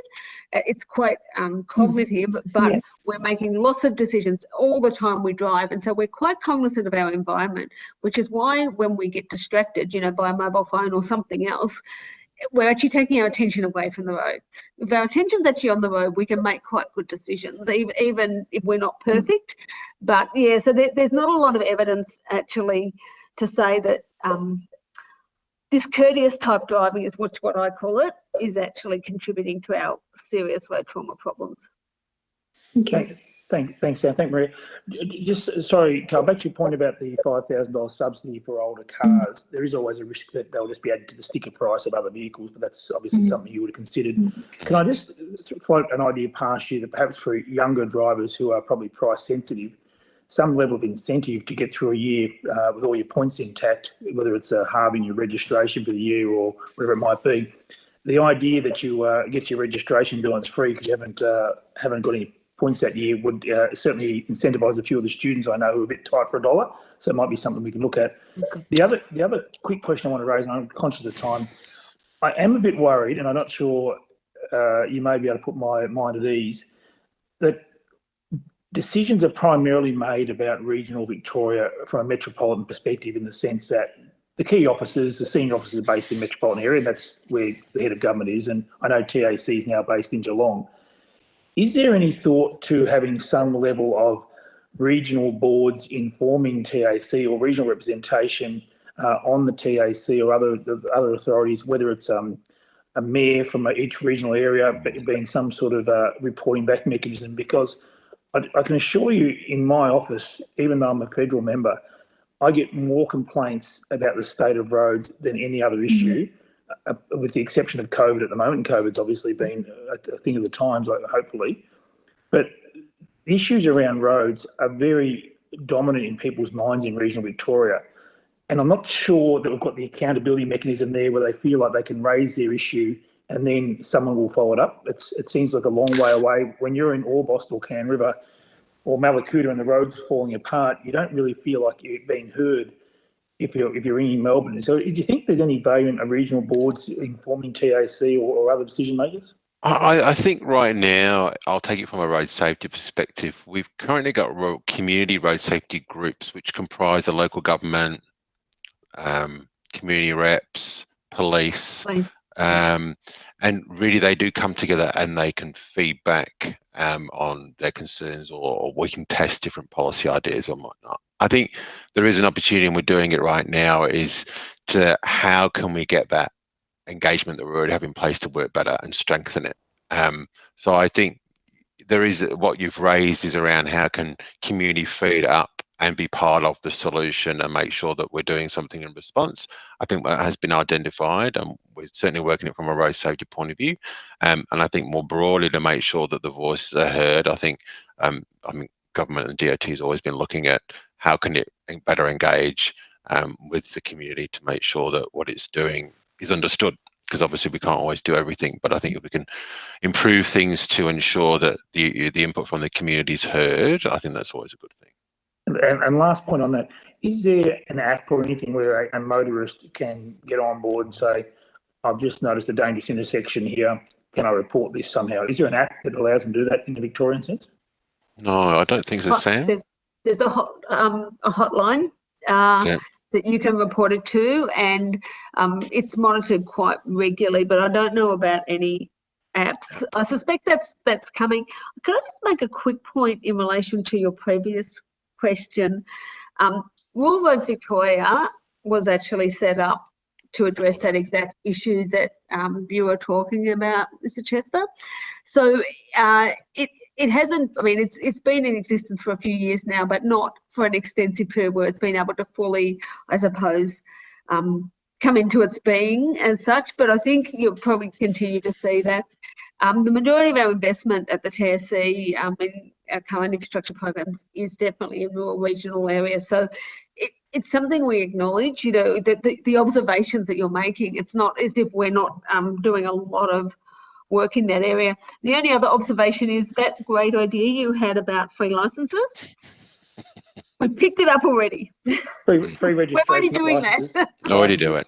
Licenses are cheap. I'm doing registration. That's $700, isn't it? Oh, your registration. Make a real impact. So final question. Time's completely against us. I apologise for this.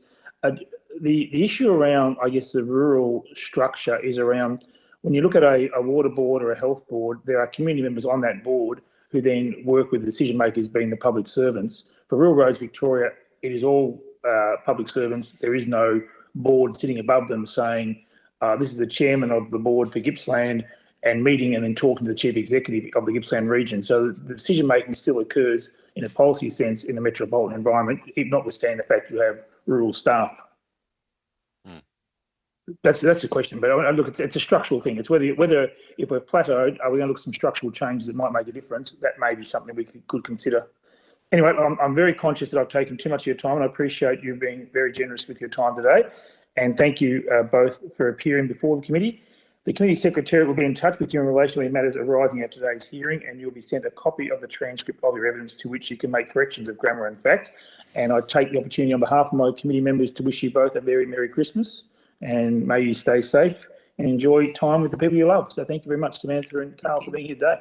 Likewise. Thank you very much. Have a good one. Bye. Thank you. Bye.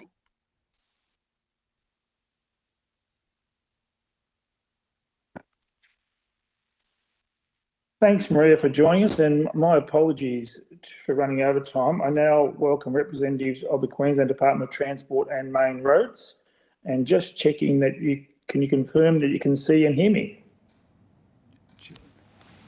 Chair, we're just waiting for them to join. Sorry, there's just something going on. It shouldn't be too long. Not a problem.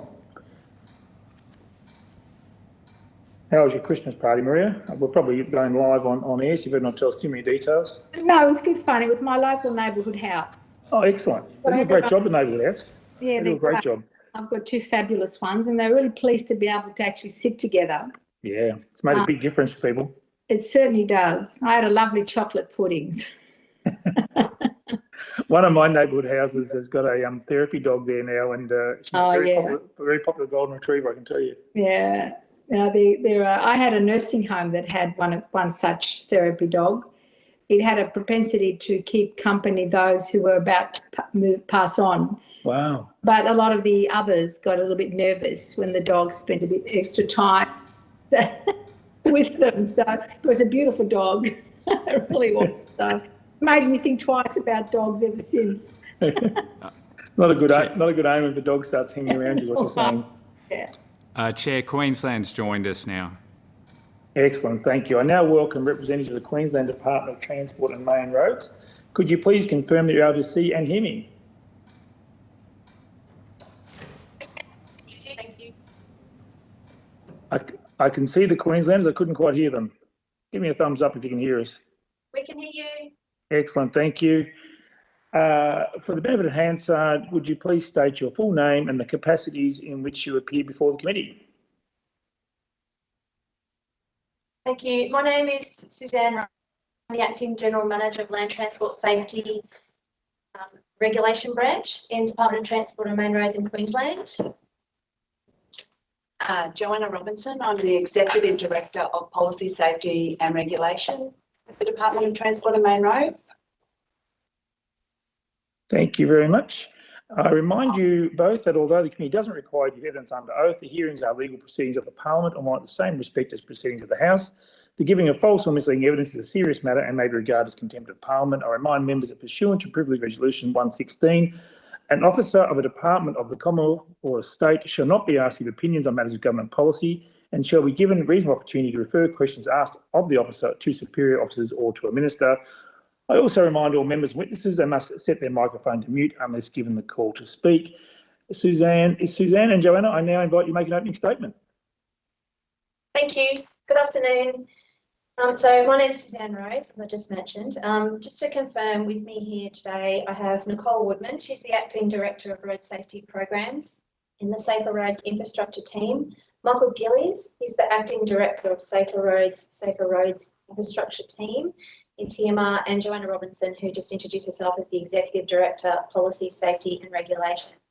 I just wanted to clarify, we had previously advised Peter Kolesnik was due to attend, but he had a family matter that he had to deal with today. So Michael and Nicole from his team have stood in to cover off on his side of the business.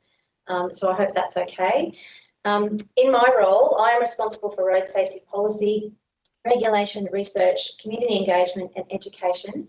And Nicole and Michael's team is responsible for safer roads infrastructure. And both our teams work closely together with our regions to deliver road safety for the department here in Queensland. The Department of Transport and Main Roads leads the government's action on road safety in collaboration with key partners, including the Queensland Police Service, the Motor Accident Insurance Commission and Queensland Health. Together, we work to develop the strategic policy and program direction to address road trauma in Queensland. I thought it would be useful to provide the committee with a quick overview of some of our recent initiatives and our strategic direction moving forward.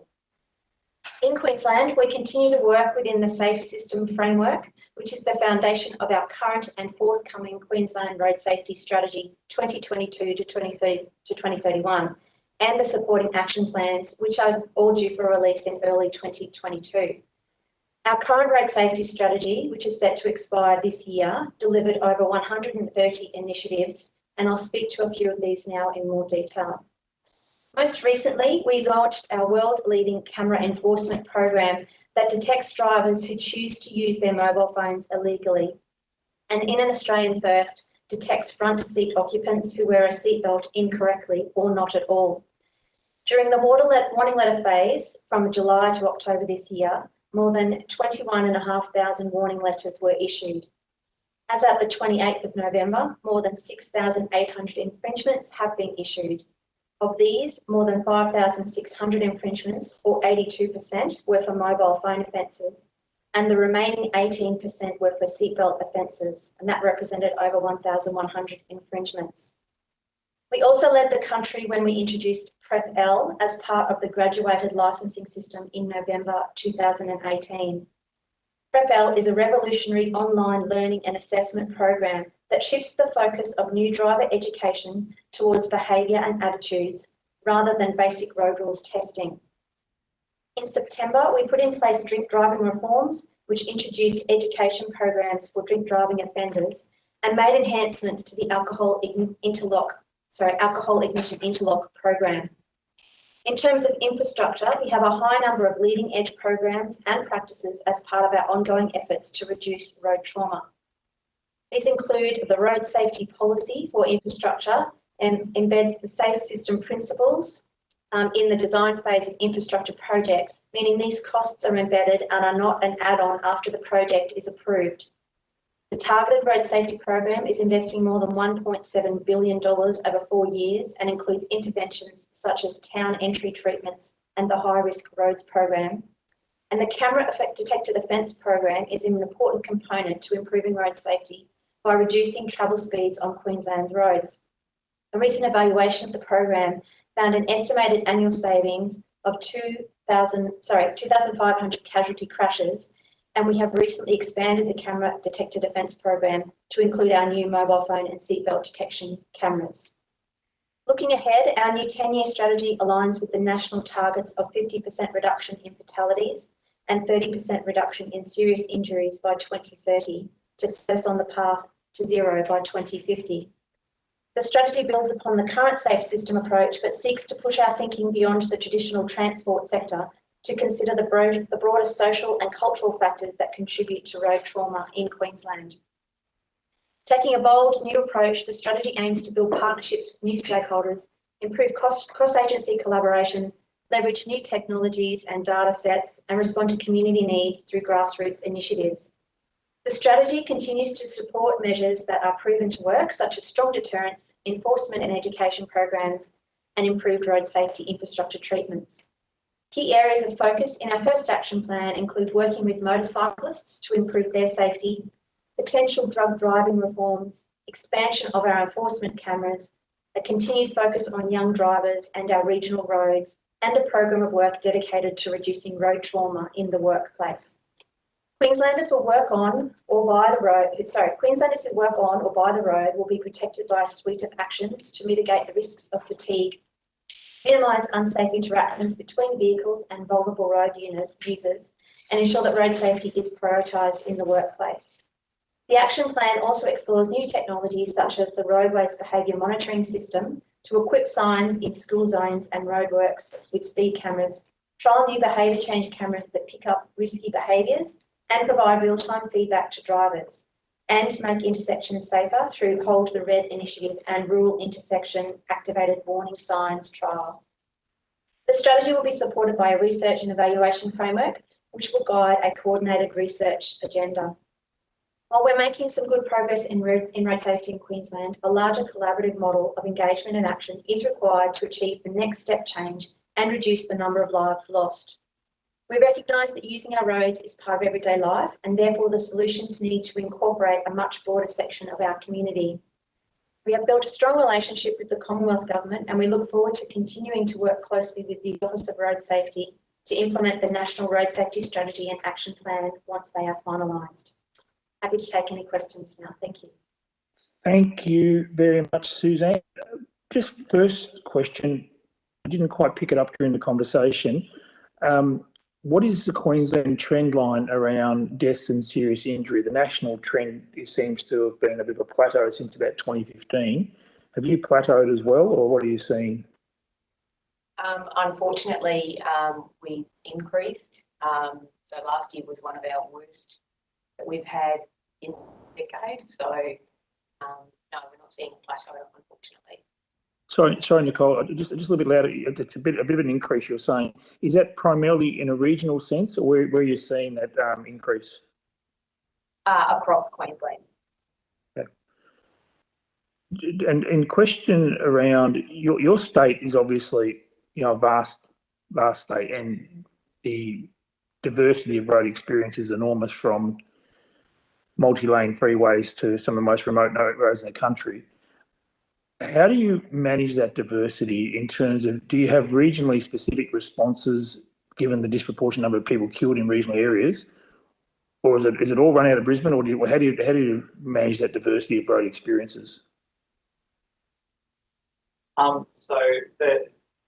We are more of a district-led organisation. While we in Brisbane help with the policy and direction setting, we do have our 12 districts across regions and districts across Queensland.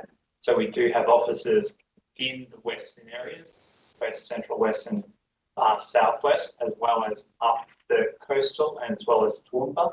So we do have the 12 areas so that we do have those local experts in the area who can work with the councils and the communities to understand the context as well as possible. And our teams here in Brisbane work with the customer service side as well as the engineering side to help them and support them as well as we can.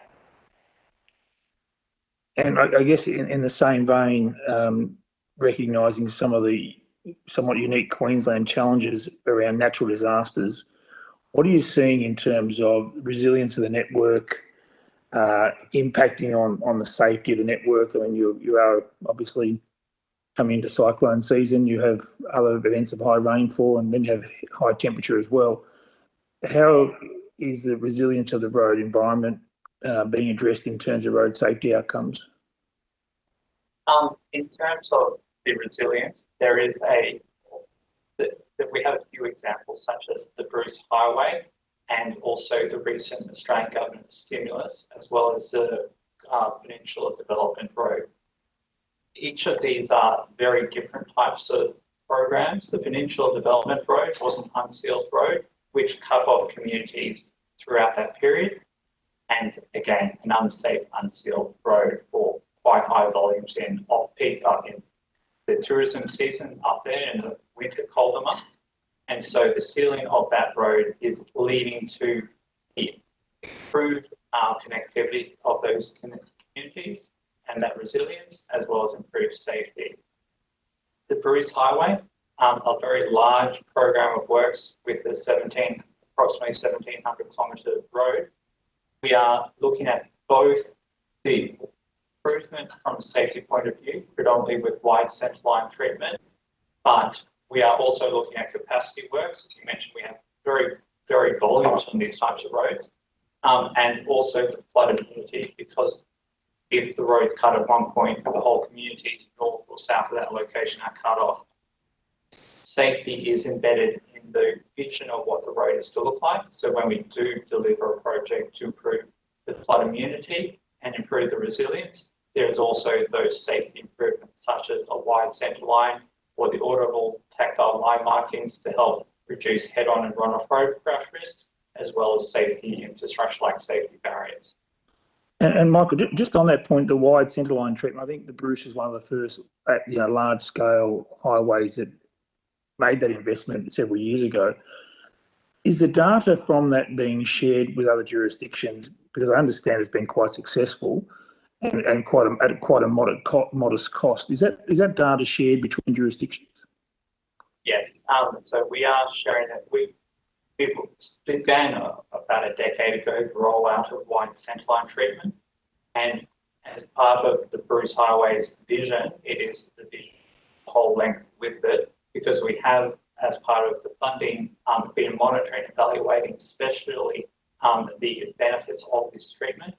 We have found it is quite an effective treatment, and so that's why we've justified it. And we have been working with IRAP, International Risk Assessment Program Company, to update their program for Australia, OSRAP, to incorporate better reflecting crash reduction factors related to wide centreline treatment.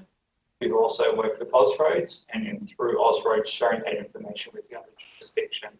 So we do have quite regular Ausroads catch-ups at various levels, and it is a treatment that we have been sharing with the other jurisdictions to make sure everyone can benefit from this quite low-cost, good safety benefit for those rural, high-speed, head-on and run-off road type crashes. Thanks, Michael. And my final question, colleagues, just to get you ready for your question. I have a bit of a personal obsession around rest areas and the interaction between heavy vehicle operators who have mandatory rest requirements and the quite legitimate needs of the recreational vehicle sector who quite like staying in those same locations because they're a nice, safe place to stay. Do you have any, have you done any assessment about your future needs in terms of rest areas? Is there any thought to ensuring minimum standards for those areas so that people who are having their mandatory rest get a proper break and actually have a decent sleep at that time?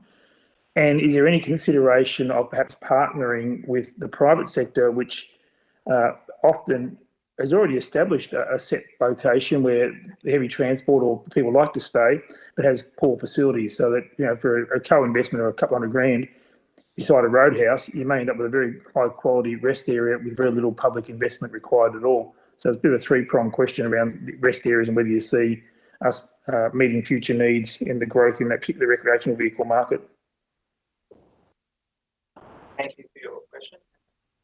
So in 2016, TMR did undertake a statewide audit of rest areas and stopping places. Didn't define heavy vehicle versus light vehicle stops, but it was a wide across the network. There were 21 heavy vehicle rest areas with facilities, with a further 369 motorist and heavy vehicle shared rest areas facilities. And providing rest areas for motorists is part of a holistic approach to the management of driver fatigue on our Queensland roads. Maximise user benefits, TMR is continuing to work closely with industry bodies and community groups to ensure rest areas support their needs. And since 2013, 27 new rest areas have been established on the Bruce Highway, along with the upgrade of 7 existing sites. And by 2027, following the next round of road infrastructure funding, TMR is anticipating the establishment of 10 new rest areas on Bruce Highway, along with upgrades to 29 existing sites. Also in 2020, in line with the actions under the Queensland Road Safety Action Plan 2021, TMR will undertake an audit of over 1,000 TMR rest areas. The audit will have a specific focus on disability access features. With your three-pronged response, another part of that is in 2018, Queensland was probably one of the first jurisdictions to have a road safety policy. And in that, there were a number of safety standards that were attached to that.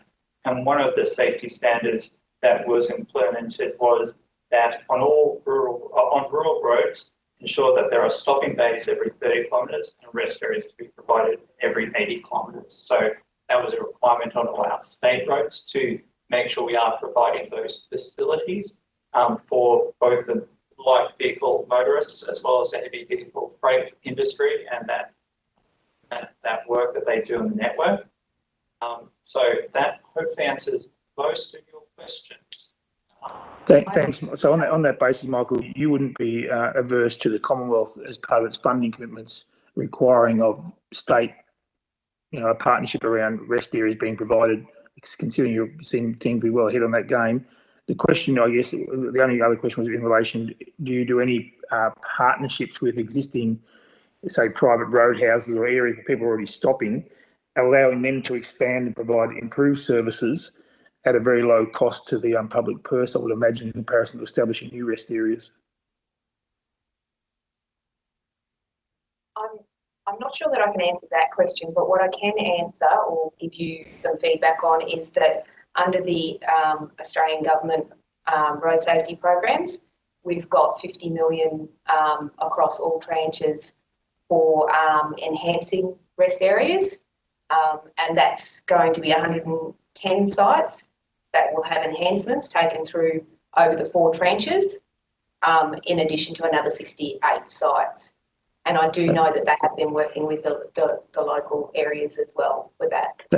Thank you, Nicole. And Matt and Maria, you don't need to take that as an indication I'm retiring and becoming a grey nomad. I'm just interested in rest areas.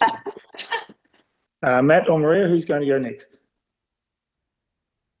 I'm happy to very quickly. I'm very impressed by what I read in relation to the Street Smart program. It seems very clever. Are you able to, or have you assessed its impact, over this period of time? So I'd be interested to see, the conclusions reached about just how much of an impact it's actually having, because it seems fairly comprehensive. That would be my first question. And my second question dates back to a previous public hearing where we learned that I think was it electric scooters or bikes that were allowed to be used on footpaths. So I was quite intrigued by the intrusion of anything other than pedestrians and prams and walking dogs and cats onto the footpaths, and what the rationale behind that is and what the public response to that has been. Thank you. So I'll just address the first question specifically about Street Smart. So as you are aware, Street Smarts is our public road safety education program. So it consists of many different aspects. So for all campaigns that we do evaluate all of them. So we look at, so for each campaign we set a range of measures and we evaluate those measures at the end of each campaign to see how much we've achieved. And so we have those metrics around all of the campaigns that we do.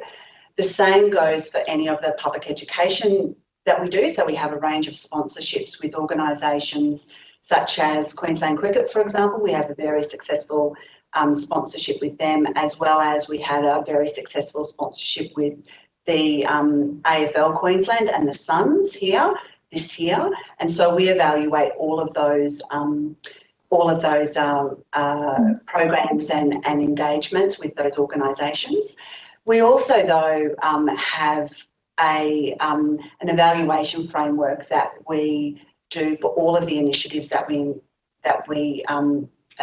deliver, and the Street Smarts and the public education is part of it. So as you can appreciate, there's many facets to making, reducing fatalities and serious injuries on our roads, of which public education is one of them, but it also includes things such as enforcement, such as the infrastructure treatments that we do, as well as the behavioural interventions that we implement.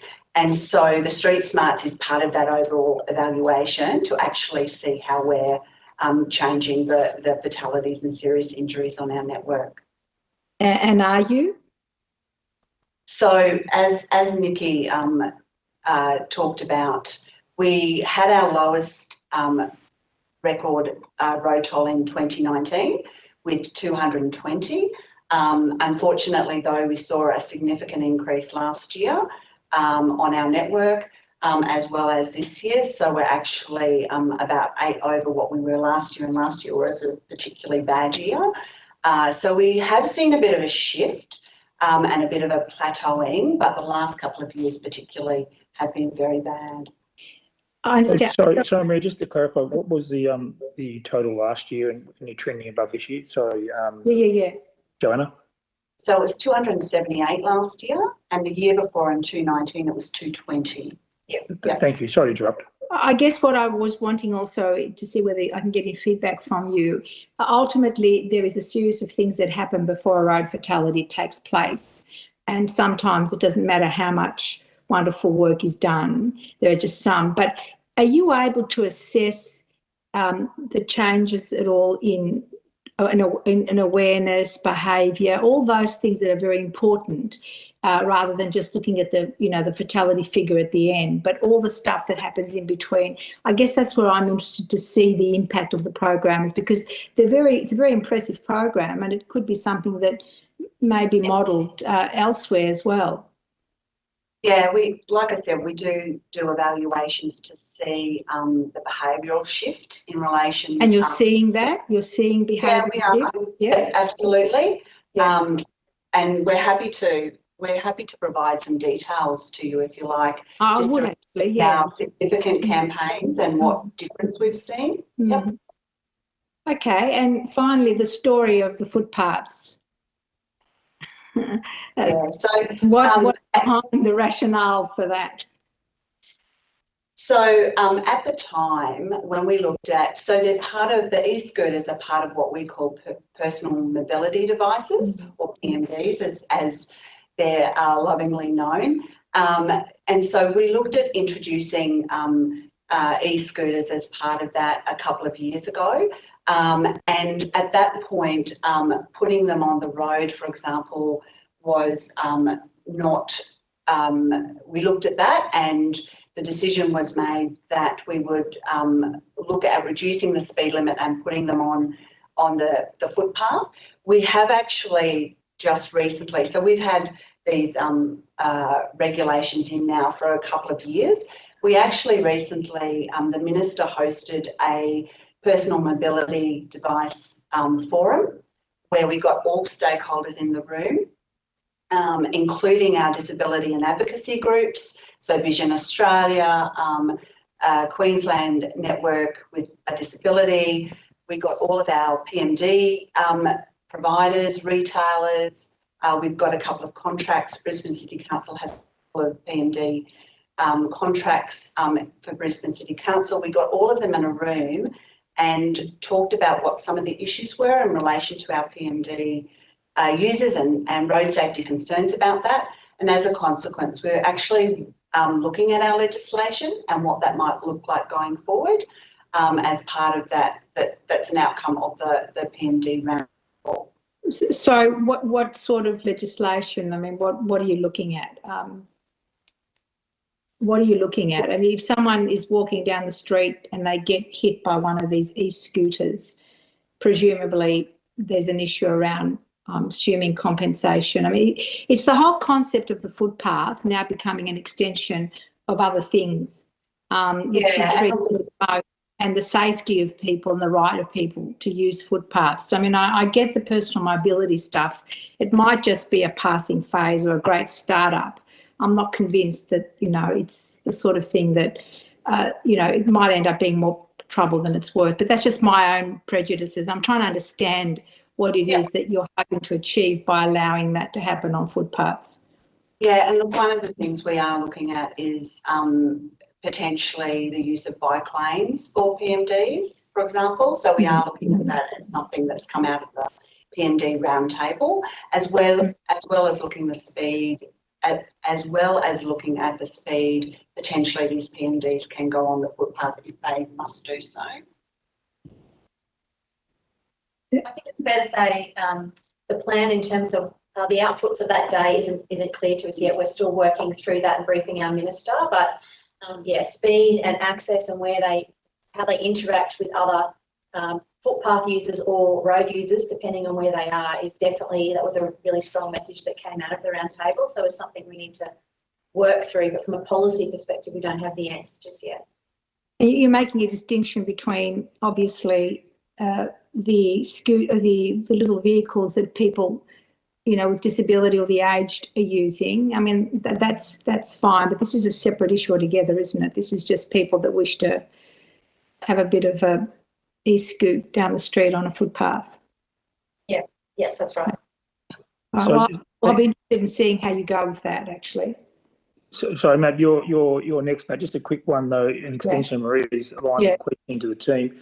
Do you have any data, crash data or hospital admissions? I mean, anecdotally, I'm aware of several people in Canberra who've done themselves a nasty injury on the e-scooters. Two of them were politicians who chose not to identify themselves. But they've come. I'm not one of them, which is none of them are present on this call. Though I do know of two politicians who've come off at speed, confusing their ability and their ambition. As well as a journalist in the press gallery who came off and got a nasty cut to her forehead.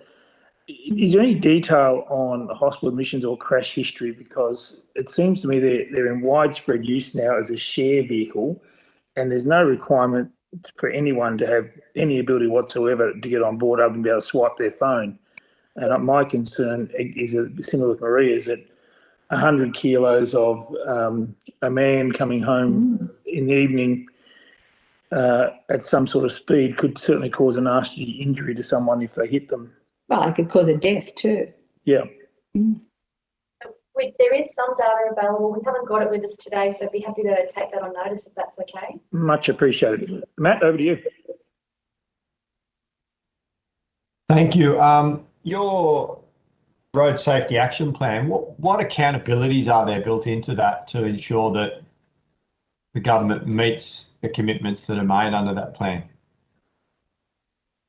So there's a couple of things. So as Suzanne mentioned, the current Queensland Road Safety, so our current Queensland Road Safety action plan and strategy finish at the end of this year. So we're just in the process. So the government has approved the next version of those, and they will be launched next year for 2022. So our strategy will go from 2022 to 31.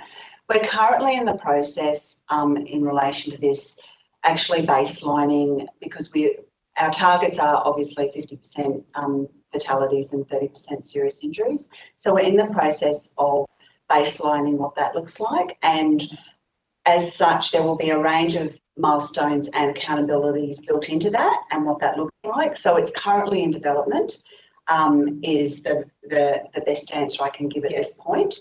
But certainly, you know, we're happy to share that with the Joint Select Committee once we have more information about what that will look like. But certainly that will be a part of it, a big part of it.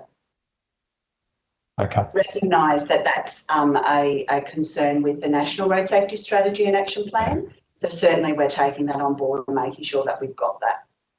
Okay, that's great. You may need to take this on notice, but do you have information about the kilometres covered in your road network by point-to-point speed cameras or average speed cameras that are switched on for light vehicles as well as heavy vehicles? Thank you for your question. We don't have kilometres that are covered, but we do have how many we currently got on the road network, which is we've currently got 4. One of them in particular is on the Bruce Highway, which is Brisbane to Sunshine Coast. So that's a fairly lengthy strip, as you can imagine. Yep. And we've also got the M1 Brisbane to Gold Coast that'll be installed next year. And we've got a forward program of 2 be installed each year through to about 25-26 financial year. So we've got quite an extensive program ahead of us. Okay, and can you give us an idea about what that program involves? How many additional cameras are proposed? Yeah, sorry. I did say, 2 additional cameras each year for the next few years. Okay, great. Sorry, I couldn't hear you very well. Oh, that's okay. I didn't speak. Yeah, no, that's okay. You. Yeah, sorry about that. And the other question I wanted to ask was about vehicle safety. Does your government have any programs around discouraging drivers from driving older vehicles that aren't as safe as newer ones? We currently don't, but in the next action plan, we have an action that specifically looks at, and I'm just finding the words here. Where is it? Bear with me. Yeah, so we've specifically got an action in here, and it's really around looking at what approaches we might be able to take in relation to this. So develop approaches to reduce the age of the Queensland fleet, including consideration of a pilot of targeted safe vehicle access programs for young people, low income and or older road users in regional and remote communities that retires their old vehicles. What we're really looking to do, this is really an investigative piece around looking at what some of the different approaches are. So we're aware of schemes such as what Victoria's introduced, such as cash for clunkers, but we're aware we want to actually have a really holistic look at what lots of different schemes might be, and look at what might be the best for Queensland, given our decentralised state, given, you know, there's in regional and rural areas, there are older vehicles than potentially in urban areas and so forth. So we want to look at all of that as an investigative piece. So will that be an item in the next road safety strategy, will it? It's an item under our next Queensland Road Safety Action Plan. Yep. And just finally, from the Queensland government's perspective, what's the most effective support from the Commonwealth that the Commonwealth can offer in terms of reducing fatalities and safety on roads?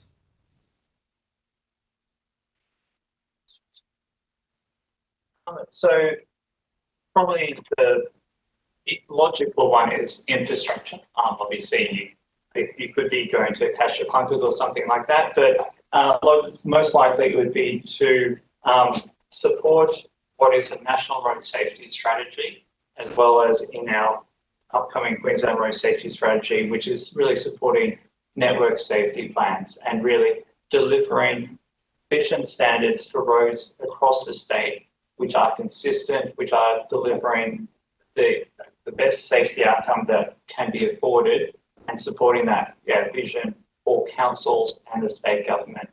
So we're committed to Queensland, both the state government and the councils, to have network safety plans. Queensland has developed our own and have been using those for our Australian government road safety stimulus package works. We're also using those for our upcoming Bruce Highway next 15-year program of works. And in that, the road is broken up into, the road network's broken up into 13 road stereotypes. I think 8 of them being rural roads and 5 of them being on local urban roads. Not local urban, not on urban roads. And so we're targeting really those roads with 1,000 to 4,000 vehicles and 4,000 to probably 8,000 to 16,000.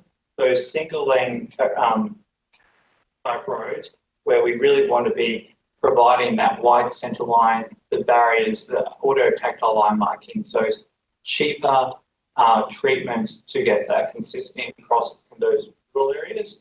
And that will probably cover off about 20% of our fatal and serious injury crashes across the network.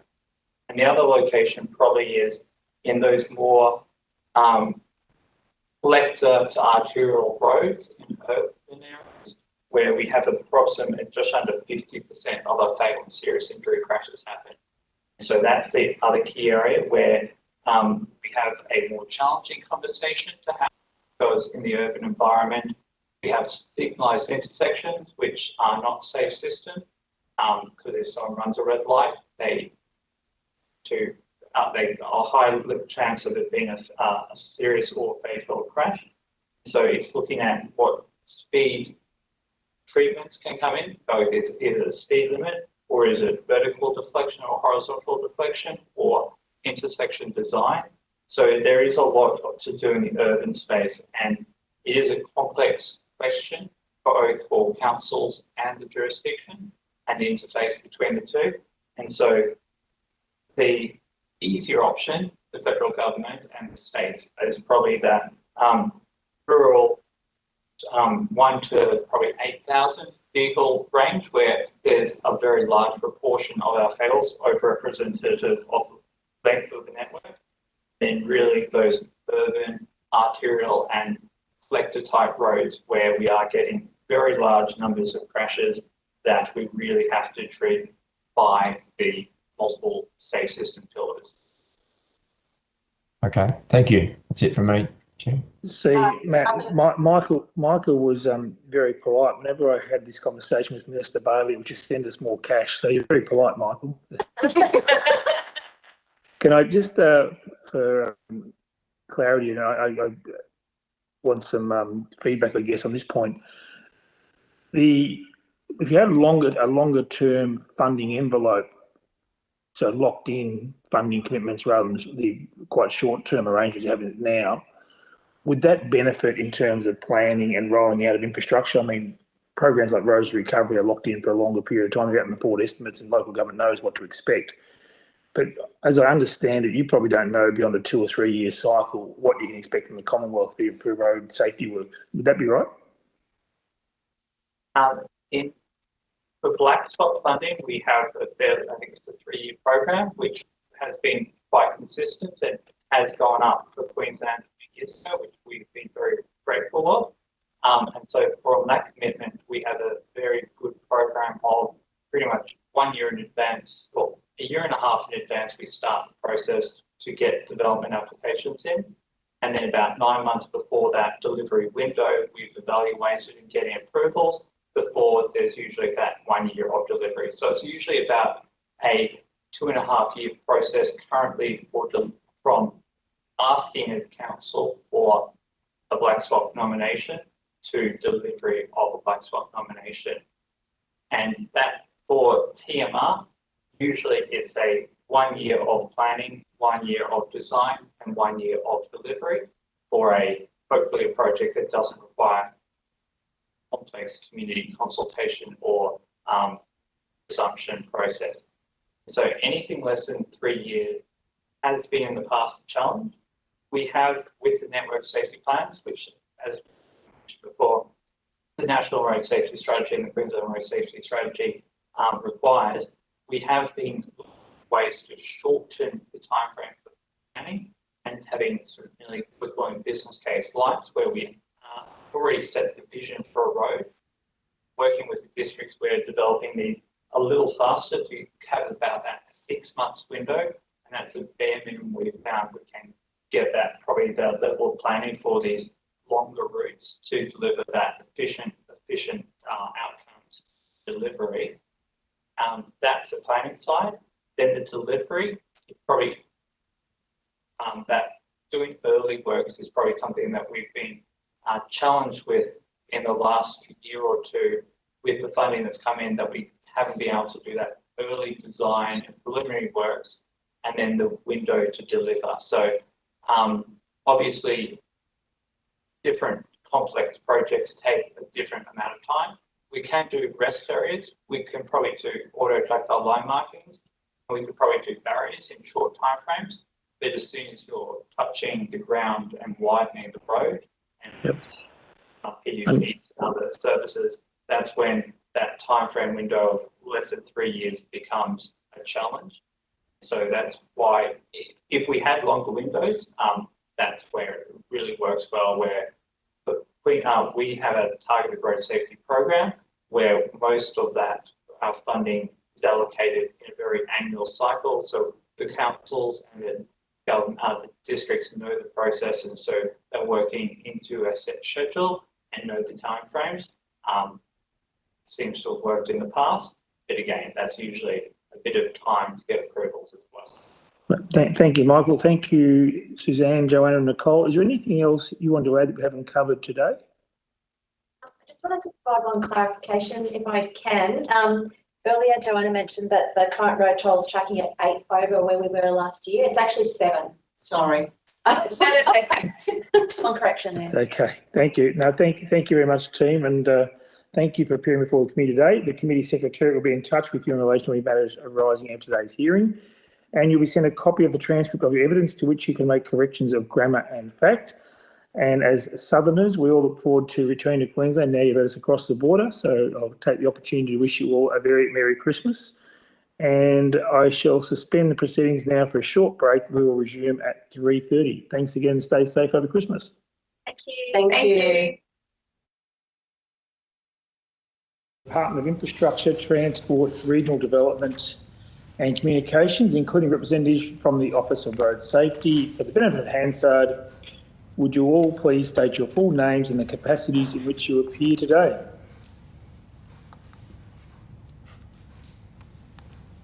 You want me to kick off? Cool. I'm Marie Bridger. I'm the First Assistant Secretary, Surface Transport Policy, and I'll turn to my colleague on my left. Good afternoon. Gabby O'Neill, Head of the Office of Road Safety. Louise Rawlings, Head of BITRA. Teresa Dorman, Acting Director, Land Transport Policy. Anita Langford, Assistant Secretary, Vehicle Safety Policy and Partnerships. Philip Smith, First Assistant Secretary, Infrastructure Investment Division. Ben Maher, Assistant Secretary, Program Policy and Budget Branch. Excellent. Thanks, team. I remind witnesses that although the committee doesn't require you to give evidence under oath, hearings are legal proceedings of the Parliament and warrant the same respect as proceedings of the House. The giving of false or misleading evidence is a serious matter and may be regarded as contempt of Parliament. I remind members that pursuant to Privilege Resolution 116, An officer of a department of the Commonwealth or of a state shall not be asked to give opinions on matters of government policy and shall be given reasonable opportunity to refer questions asked of the officer to superior officers or to a minister.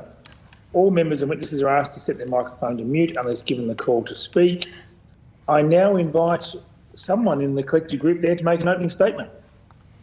Good afternoon, Chair. It's Marie Bridger here.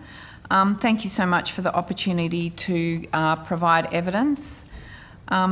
Essentially, we have a variety of functions. I'm just going to touch on them briefly because it'll give you an understanding of the breadth of my colleagues at the table. It goes to developing and implementing the road safety strategy and its associated action plan with states and territories and the Australian Local Government Association. We administer infrastructure and road safety programs. We look after regulating vehicle safety standards and managing the introduction of new vehicle technologies. And part of our role is to also improve national road safety data collection, harmonisation and reporting. And we have a variety of colleagues here that should be able to answer across all of those topics.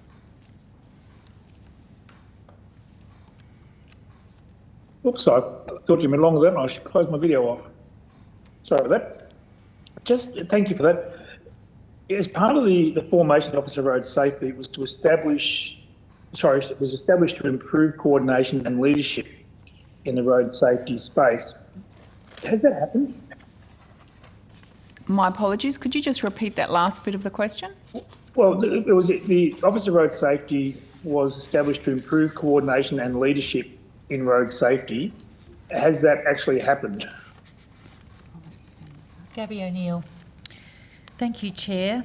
Yes, over the period that the office has been open, which is just over 2 years, we've led the coordination and creation of the future National Road Safety Strategy. We've engaged in talks on the future National Road Safety Action Plan. We have provided significant investment as a proactive measure in order to reduce risk across the network, and we've established a way of collecting the network risk. So we're leading and trying to collect network risk in order to establish where our investment might be best placed.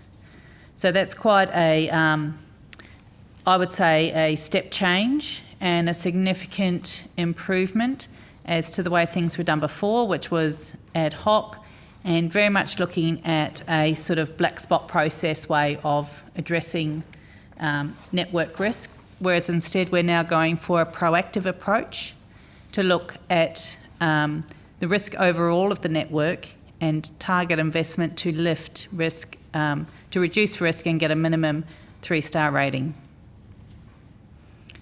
So and I'm not sure whether the Office of Road Safety gets involved at this point, but when land transport funding is made available from the Commonwealth, what do we actually do with the states to get the money out the door? And I want to refer specifically to an allocation in 2019 of $300 million to the Princess Highway in Victoria for safety upgrades. No one would question the need for safety upgrades on that highway. We did a study to demonstrate that. 2.5 years later, very little of that money has actually been spent on any project on the Princess Highway. I would think you'd be lucky to find 10% of that money has been spent in 2.5 years. But how do we encourage states to actually spend the money that's allocated through the land transport initiatives? I might let you, Phil, take the reins and then we might go to Gabby. Yep, Philip Smith. So certainly aware of the Princess Highway one, but I would flag the Commonwealth when it decides to invest with the states on roads or even rail, but particularly roads, given we're talking about road safety. The process is you obviously put it onto the state schedule. The the state needs to then sign up, and then you work with them to try and deliver. I think the Princess Highway is a bit of an outlier. If you look at things like the Targeted Road Safety Works, that was announced last year, the $500 million for that, that's being well spent at the moment. And again, if you look at the overall spend that the Commonwealth had across its infrastructure program to 30 June, was actually a record infrastructure spend, and a vast majority of that is actually road. So it does rely on our delivery partners to deliver the roads. We're not a builder ourselves, we're a funder. And where things get stuck, then obviously we need to sort of push a bit harder. But certainly on the Princess Highway, that could have been expedited a little bit. But across the broader program, if you look at things on a programmatic basis, then I'd say the spend and partnerships with the states has worked fairly well across the whole of the program. Could I add? I must have the misfortune of being associated with the Outlier program. And sorry, someone was seeking to add to that, were they? Apologies, Chair. Gabby O'Neill. I wanted to add to that because I think we've taken a different approach since that announcement. So now we're working with states to actually create some sort of urgency in order to get delivery, in order to get the changes made, and we've invoked that sense of urgency through a use it or lose it clause that comes with the funding. So this is when we're offering programs and we're offering funding for programs across all of the states and territories, and within 6 months they must actually use the allocation. And this is part of the road safety program, the $3 billion spend. So that's a significant way forward and actually activating states to get the money out the door, get the changes made, make sure and make certain that they are moving with the urgency that we require. We know that there's a large safety gap on the network, and so these new clauses are what is pushing funding forward and pushing change forward. Thanks, Gabby. I'm glad you raised the road safety program. A couple of questions on that. It's a $3 billion program, which is no indication at this point whether it's continuing. So I seek some guidance on whether we're measuring the outcomes and whether there's been an assessment of that program and whether it should continue. We've received evidence from other parties suggesting it should continue, so I'll flag that for you. Just a moment of hesitation around the use it or lose it, and I'm a very big supporter of that. I can take you to examples now in this past weekend where the road has failed, and the claim being made by the jurisdiction here in Victoria is that the use it or lose it forced them to bring forward works and undertake projects when they wouldn't normally have done it because of the forecast wet weather, and the actual road improvement has failed. I'm talking about the Malakujanoa Road and the Ben Warden Road in this part of Victoria. So, notwithstanding use or lose it is a good model to get work done, there seems to have been some failure of the program in this part of the world.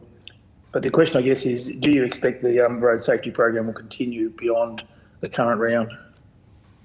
We have 5 rounds. So that will expend $3 billion. And as we go, we're collecting data to understand what the risk of the network is at the time prior to treatments, and then what the reduction in risk is post-treatments. And so I would expect over time we can demonstrate with evidence, and we'll put that evidence to the government for them to make a decision on whether it would continue or not. So the current funding of 5 rounds expires in this current financial year? No, that expires in 2023, if my memory serves me right. Yes. Thanks, Gabby. Matt or Maria, do you have any questions for the panel? Not from me. Yeah, I've got some questions. Thanks. Yeah, thanks for your evidence. I just wanted to ask some questions about the former road safety strategy, the 2011 to 2020 road safety strategy. Did the government meet the targets that were set in that strategy for reduction in road crash fatality by 30%, and reduction in the annual number of serious road crash injuries by at least 30%? No, we did not meet that target. I I'm just looking over to my colleague Louise Rawlings to see if she has the numbers in front of her. We were closer to mid-20s, about 23 or 24% reduction in fatal injuries. Serious injuries are climbing year on year at about 3%. So we have put we've proposed ambitious targets going forward, and we are seeking all governments to respond to urgently deal in order to reduce fatal and serious injuries. It's going to take quite a combined effort. Analysis of why those targets weren't met? Yes, so the inquiry into the Road Safety Strategy 2011 to 2020, the key finding from that was implementation failure or a gap in implementation. And so that's why we've recognised that we've got to do things differently, which is part of the use it or lose it funding clause to make sure that states actually do implement, do address the safety gaps with the sense of urgency and get projects and programs out there. We want to make sure that they're doing the fast rollout of low-cost treatments, particularly across those country roads. Country roads and regional roads are disproportionately affected by fatal injuries. It's the inverse for metropolitan area that's the bulk of the serious injuries, but we do need the fast rollout of really basic safety treatments such as shoulder sealing, audio-tactile line marking, median treatments, barriers, particularly on the curves. We need to widen curves, and we need to give sufficient signals to keep drivers in their lane. We know the bulk of the crashes are single vehicle run-off roads, followed by head-on crashes, and those are the crashes we're trying to prevent. So we need to implement actual safety treatments across the vast majority of the network to prevent those crash types. So all of that funding now that's allocated to those treatments is use it or lose it, is it? The $3 billion road safety program is subject to use it or lose it. That's $3 billion of Commonwealth funding, of course matched 50% in regional areas by the states and territories, or that's for urban projects, and there's an additional 20% provided for regional projects by states and territories. But there's also significant other funding within the $110 billion infrastructure investment program that also provides safety treatments, and there's a large number of programs. I'm not sure whether you'd want to go through them, Phil, but Mr. Smith, but a Bridges Renewal Project, as well as a number of other significant programs that are investing in the network, both metropolitan and regional. So the Crazy or Woolly analysis also pointed to problems with local government. I'm just reading from their report here where they say, it's quite apparent that much of local government does not have the capability to implement the action plan, and no meaningful resolution appears to be on the horizon. Is anything being done to deal with that issue? Yes. So local government capability is recognised as pretty varied across the country, and we know that we need to do a significant set of training and apply that across particularly regional councils. There are some, I might say, pretty magnificent urban councils that are well resourced with the right type of system designers and engineers. But further into the regional and remote areas, we do need to improve the capability of local government.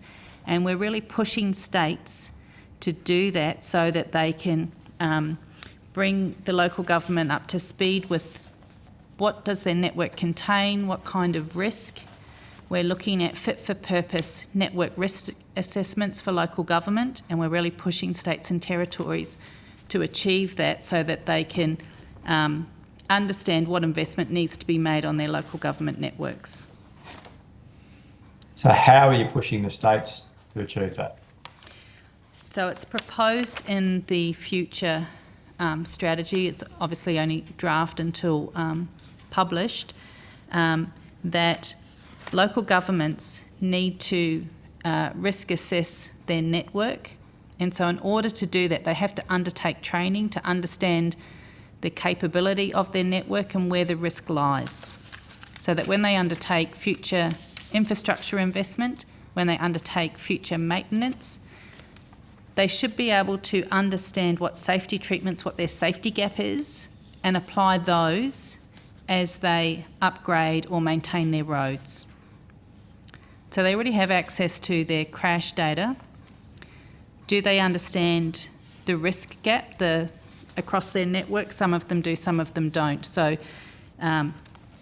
there's a project going on with Ausroads in order to sort of engage IPWEA to make sure that there is training that is fit for purpose for local government.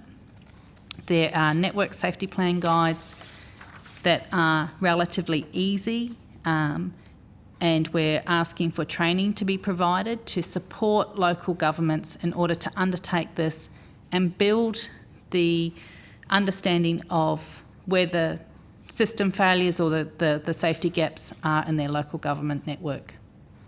So we want to pair like-for-like councils to make sure that they're learning together, make sure that the training is relevant for them, because the capability is varied. But there's a lot of resources going on in the background that's being developed through Ausroads, and as I said, IPWEA, and there are a huge number of organisations out there that are trying to get safe systems embedded into business as usual for councils. I mean, the training and the resources are good, but isn't it at the end of the day a funding issue? Aren't these local governments going to say, yeah, we've got problems with our roads, we know where the risks are, we know where the black spots are, but we don't have the funding to fix them?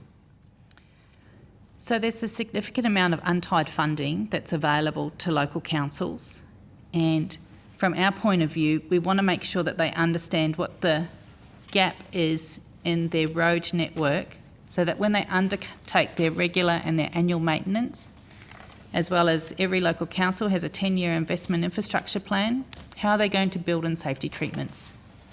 How are they going to show that that they're going to retrofit the actual treatments?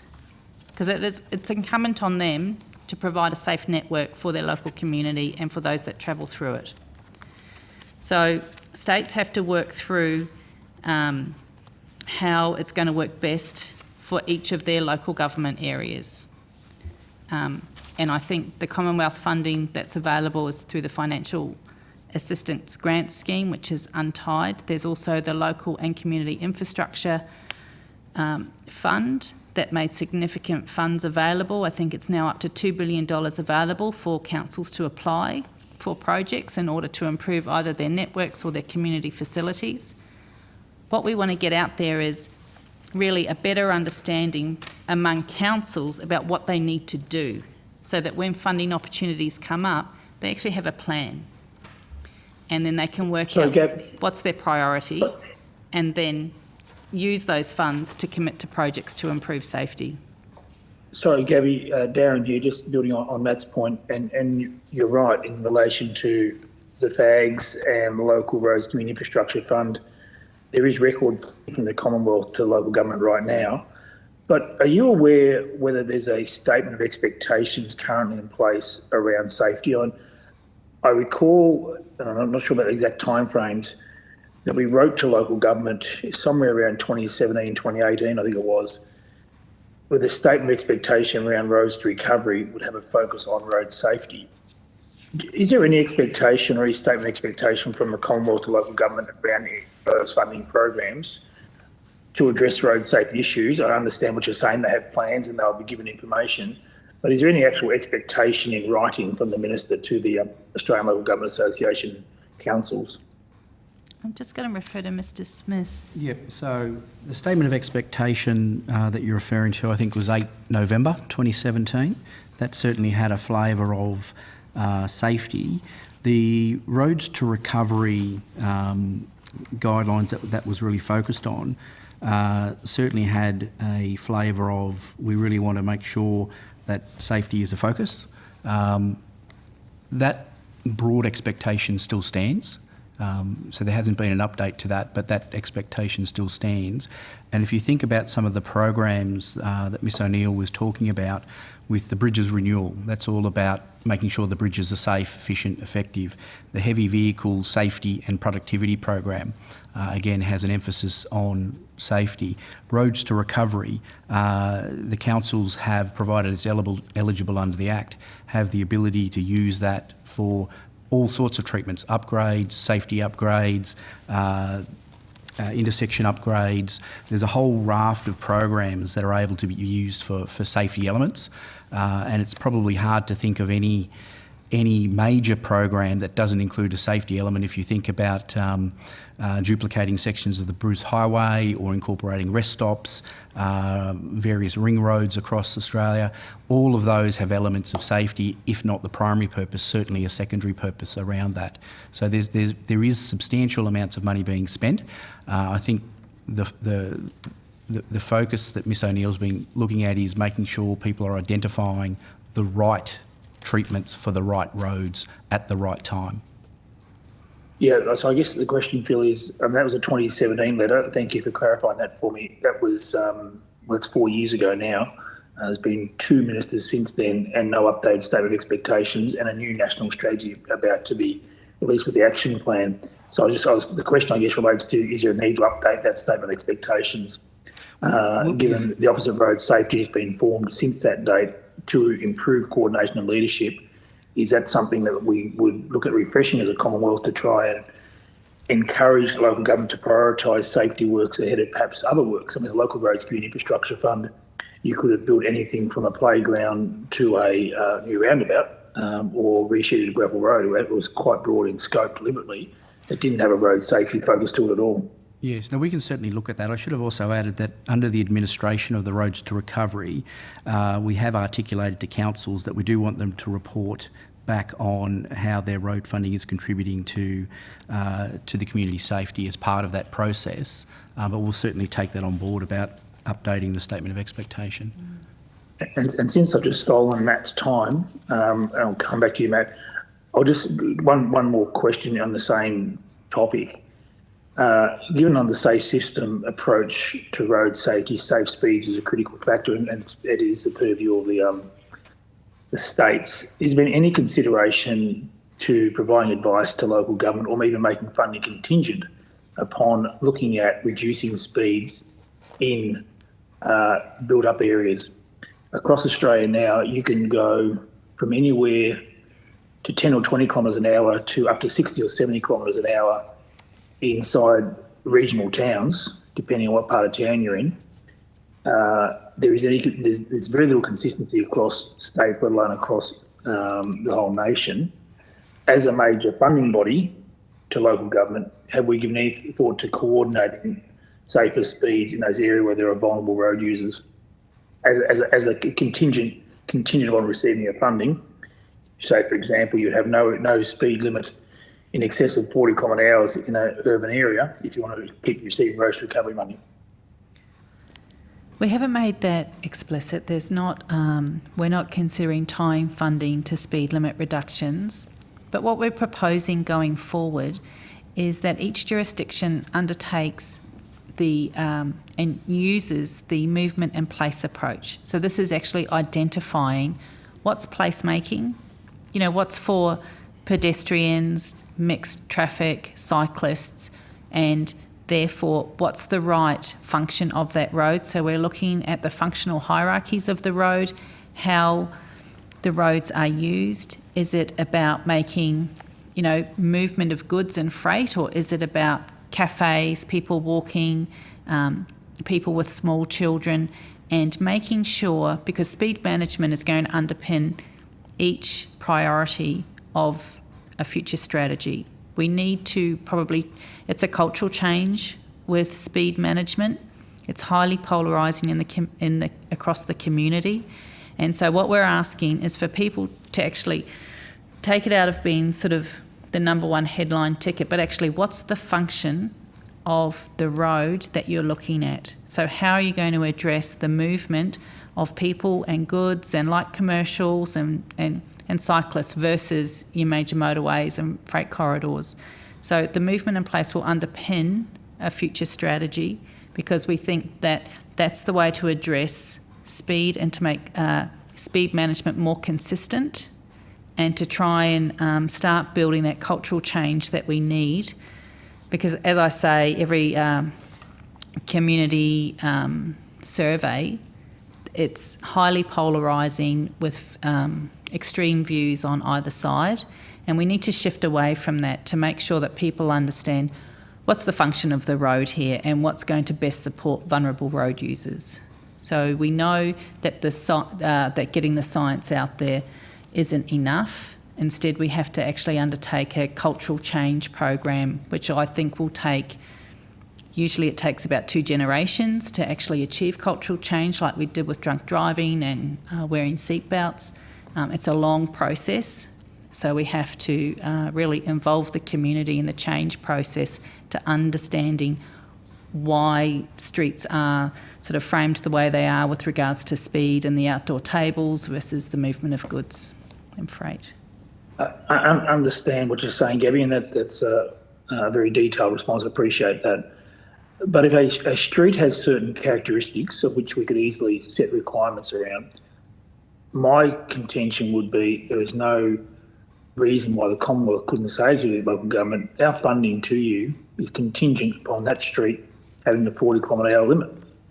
I don't think. I mean, it's a blunt. I know it's a blunt instrument. I wouldn't normally support centralised imposition of those sorts of regulations, but we've got a plateauing of road trauma. We're not seeing any reductions realistically. Vulnerable road users are greatest at risk in those areas. If they have a collision, it's going to be a death or a serious injury. And we're worried about people's sensitivities about speed still. And I think we could actually we could afford to be a bit more bold on point-to-point cameras and issues around speed in urban areas where there's mixed use. We're not really providing leadership or coordination in that regard at a national level. We are providing information, but certainly not providing any coordination or leadership. Sorry, I do disagree with you, Chair, and I know that's controversial, but not at all. That's the point. That's the point of the inquiry. There's a knee-jerk reaction that when we get a reduction of speed limits, there tends to be a platform they become highly politicised, and there's a reversal of the speed limits, reinforcing high speeds are okay. So that's why we're talking about we need to take it out of that sort of public dialogue and work out what's the function of the road, what's the risk rating of the road, what's the purpose of the road. Over time, we have seen reductions, and we see it per capita. So the blunt instrument of actual numbers certainly looks like numbers are plateauing, but we have made some gains if we look at per capita changes and fatal injury reductions. I think we know that we need to take the community along. As I say, it's not for the Commonwealth to set speed limits. That's not within our authority under the Constitution. States are responsible for that. Some states have local governments making speed limit decisions. Some they take on their own. Some it's delegated down from a minister to an agency. And I just don't think that the Commonwealth, while we are talking about the approach that we're asking states and territories to take, and they've all signed up and agreed to that, once the strategy is published, of course. At the moment, it's just draft. But ministers have endorsed that approach, and that's the approach that we're asking them to take forward. And I think then we hold them to account for using that approach. But it's not for the Commonwealth to insert itself around setting speed limits when that's not within our authority under the Constitution. Well, I'll return to Matt, and I appreciate the conversation. But if you're waiting for politicians to bring in point-to-point cameras and lower speed limits, you'll be waiting a very long time. Thanks, Matt. Thanks, Chair. On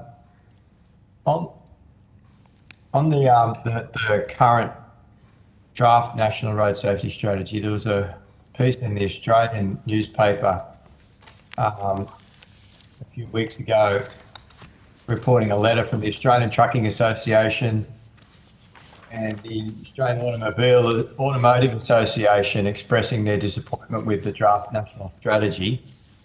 They go to the issue of of goals and how they're to be achieved.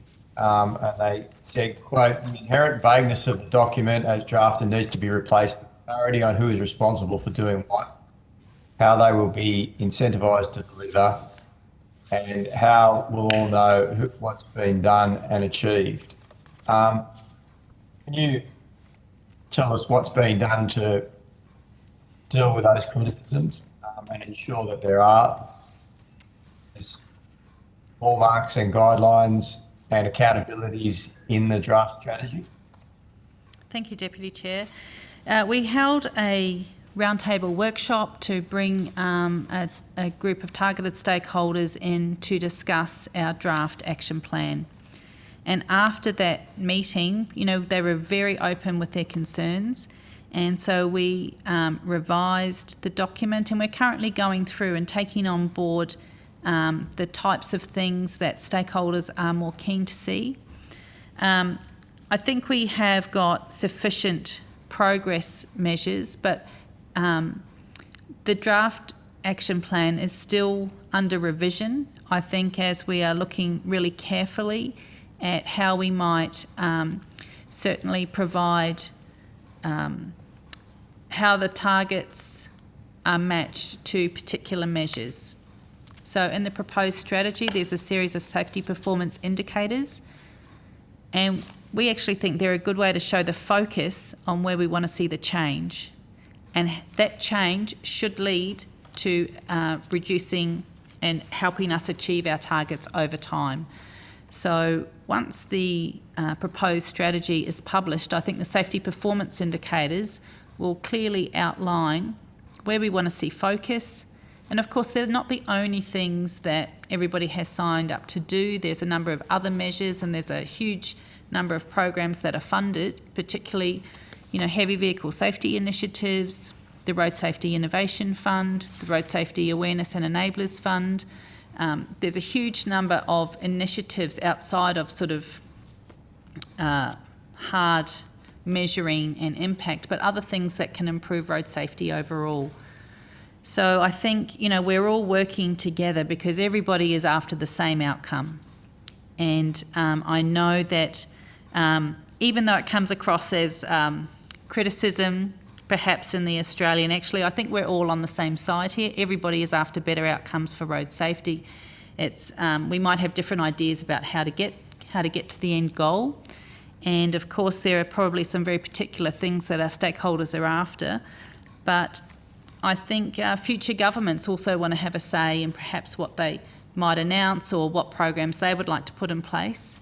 And we certainly wouldn't want to speak beyond what we're currently funded for or is agreed by ministers. So can you give us an example of some of those safety performance indicators and how they'll work with the strategy? Yeah, so when we were developing the strategy, we took guidance from a number of external parties. So we spoke in the beginning of 2020, we went to Stockholm for the Global Ministerial Forum on Road Safety, and we spoke to experts there around, if you want to see change, what is it that you target? What are the things that you focus? So I can't give anything that's particularly in the strategy because it's not yet published, and I think I just have to be careful there. But I think we're looking at things like we would continue to measure the rates of enforcement, or are we seeing if we are seatbelt usage, mobile phone usage, what are we seeing, what are the trends? And if we're focusing on, we want to see a reduction in perhaps mobile phone usage, we would use that as a safety performance indicator to help us understand the compliance in general across drivers, particularly in busy metropolitan areas. Other indicators might be what's the overall data and metrics to measure progress. So we've got the road safety program that's rolling out. How many kilometres now have shoulder sealing and audio tactile line marking and barriers? So at what rate is that rolling out? How quickly are we going to close the gap there? So we're looking at, I just really want to speak in more general terms rather than the specifics, but we are certainly addressing what we heard from the roundtable. And are you getting pushback from the states on this? Is that, pardon the roadblock, if you like, to progress on indicators and accountabilities? I think there's a variety of views around where safety performance indicators sit, where specific progress measures sit, how you might do things. So I think I wouldn't say blockers, I would say there's a variety of views, and states and territories do not want deaths and serious injuries on their roads. So I wouldn't say that we have blockers. I think it's really different approaches to getting to the end goal. They also, it's Marie Bridger here, they also have different priorities too, depending on their population, et cetera, So there sometimes are strong views, and rightly so, given the nature of the population of their state or territory. Yeah, they all have different starting points. There's a different level of maturity in perhaps where they're at within their own strategy or action plan, or in the nature of their network. Yeah, I understand that, but if they all sign up to a target of reducing fatalities by 30% and hardly any of them meet that, then we've got a problem and we need to know how to fix it. I agree, Senator.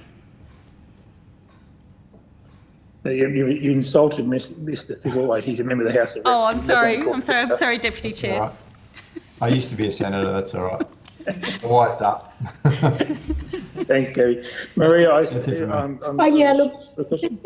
to say that, are you in a position to give us any indication about the work? I appreciate that, nothing's been made public yet, but are you in a position to give us some indication of whether, in actual fact, the Commonwealth or national road strategic policy, taking into consideration all the nuances and, all the peculiarities of each state and their priorities, would you be able to say today that we have some hope of actually getting some cohesive national approach to really achieve our targets, or are we just sort of caught up in the peculiarities of each state?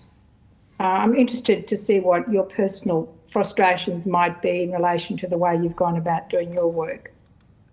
I don't think I'm allowed to give an opinion, but what I can say... Well, say... if not an opinion, certainly an indication of whether, we're actually going to be able to achieve something, or whether there's just too many roadblocks and too many other things that may prevent it. My experience is that everybody is looking towards a national approach to make things easier. So where one state might have a fantastic rollout of a program or have been able to implement something, what can the others learn from it? They might have to adjust for their peculiarities or particularities, but there's a strong sense of let's get, whether it's research or implementation of a particular program, how can we make that universal? So I think that's the beauty of, the national operation. That's the beauty of our office, to bring that together and to really make sure things are more widespread, and get the lessons learned where things are not working. Perhaps say, why would you go down that path? There's a new way of doing things. The state has moved beyond that. So those that are perhaps not as mature as others, you might be able to hop over a couple of steps because we know that one didn't work or it wasn't as effective as expected, so perhaps try this pathway. So I think we've got a significant number of senior road safety practitioners that really want to share the wins and the successes and make it universal. I think that's without a doubt. And we've seen that. Well, we've seen. Is that actually happening? Are you making progress in that regard? I think our greatest example was graduated licensing. So that's a national approach. We know that not everybody is on the same starting point, but gradually people are lifting to that sort of exemplar model. So there was a range of sort of starting points to reflect where your state is, and obviously there's the vagaries of every parliament, what will change in the legislation, but we are seeing where I think you might say Victoria has a very strong graduated licensing system, and so that's the model that others seek to achieve. That's what they put forward when they're looking to get through. They're saying, look at the experience of the Victorian graduated licensing scheme. We need to lift the age limit for the entry point for learner drivers. We need to keep people on P plates longer. So I see it working, and I think the national model for graduated licensing is the type of model that we can use on so many other things. It's been a good example of the model framework. Yeah, that is a good example, yeah. Sorry, Gabby, just on that point of the graduated licensing scheme, are you saying that other states are moving towards increasing the age of when you get your P plates? Sorry, there was an interruption there. Sorry, I just didn't quite understand. When you're referring to graduated licensing scheme, Victoria requires you need to be 18 before you can get your P plates. Are you suggesting the other states are moving towards that model rather than staying at 17? Some are, exactly. So some would, there's regular reviews of how the licensing system works. So each jurisdiction, when they undergo their review, they would say, well, you've got to look at the best performing state. What could we do? Now, the vagaries of a parliament might mean that it doesn't get through, but it doesn't mean that states aren't pushing for that. So it's very individual. That's how our constitution and democracy works. But we've got really good models and really good examples of where things work, and then states and territories try and build on those to get those through their own jurisdiction. Understood. But there can only be one best practice model for Australia. It's a question of explaining what the best practice is and trying to extend it to other jurisdictions, wouldn't it be? Yeah, and so national guidelines offer that model legislation, and then everybody tries to get there, and for some it will take longer.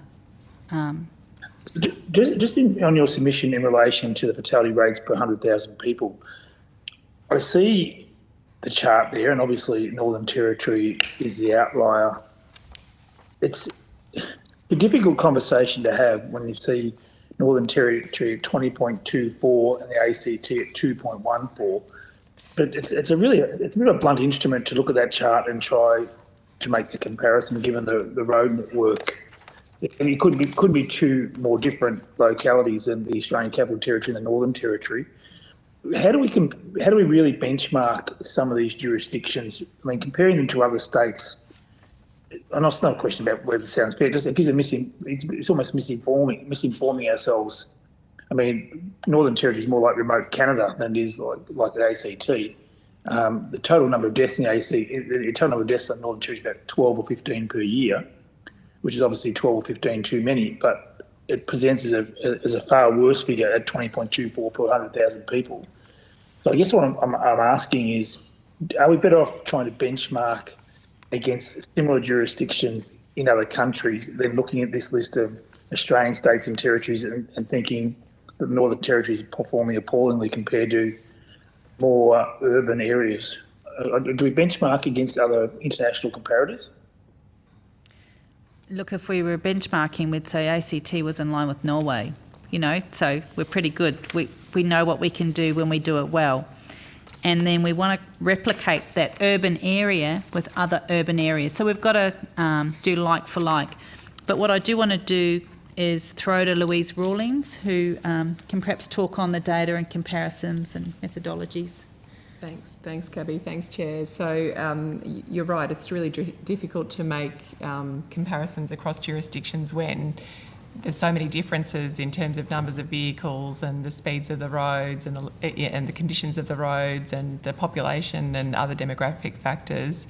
So we do work in terms of an international road safety comparison, and Gabby's right that the kind of more appropriate comparison is, comparing the ACT to some of the Nordic countries and so forth. And we do then benchmark and go and look at countries like Canada, where it's kind of a comparable distance travelled and numbers of vehicles registered and all that sort of thing. So it's definitely blunt to take Australia as a whole and not sort of pull out the differences in jurisdictions. And I can step through a lot of the sort of data work that we're doing if that's of interest. Yeah. Yeah, look, it's probably something for you and I to catch up and run it through next time in Parliament, because I think the rest of the committee is probably going to move on to something else, Louise. But I would be very interested to see how we break it down and how we target our expenditure at known treatments that work in those different jurisdictions. I mean, you're not going to find a gravel road in the ACT, so you're not going to obviously run a gravel road program that benefits the ACT, but you're going to look at that for the more rural and remote areas, which I understand is one of the new programs to be announced. So I would be interested in having a breakdown. That's probably something. No, Chair, can I just ask you a quick question on that? Yep. I mean, the ACT in comparison to some of the Nordic countries, I'm interested in that comparison. We're not talking about comparable populations, obviously, so it's not just a question of a smaller population. What is it that makes, what are those similarities between the ACT and those Nordic countries that obviously stand out as an example of a better approach? What is it? I think probably roundabouts. So you've got a huge number of roundabouts, like the practical application of treatments across the network in the ACT means you need to slow on entry, you need to reduce your speed to get through an intersection, and you're unlikely to have a collision at the intersection, or if you are, it's of low severity. A huge number of separated pathways, so bicycles and pedestrians are not on the roads. There's significant trails to get vast distances across the ACT off the road network. And then I'll throw to Louise. And things like there's high household incomes would help too, wouldn't it, in terms of higher standard vehicle.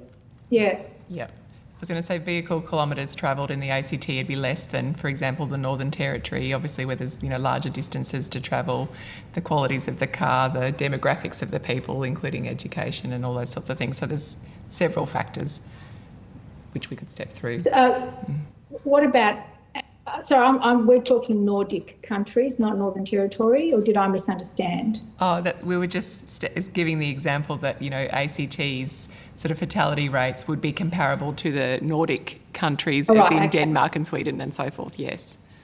And my question was around, do you know, obviously I'm interested to see what it is about Sweden and Norway that delivers a sort of an outcome that's similar to the ACT. I mean, obviously attitudes, I think the chair talks about high income families, obviously safer cars. Just looking for, the business of the bikes is really important because Melbourne's roads are very dangerous with the bike sharing, extremely dangerous. We wouldn't want to be copying that model. Looking to see if we can learn from elsewhere to get something better working in Victoria, but that's just my personal little baby there. But yeah, that's what is it other than education? I don't know. What is it? Attitudes? Well, I think in Nordic countries, you see a high degree of separation on the network. So it is a separate. Yeah. So you're not truly getting to very high speeds in the ACT. Not all, but most roads are under 90 kilometres per hour. There's significant width for vehicles to travel safely. There's I think the peculiarities of the ACT are sort of not typical of Australia, but it does show that we can do it.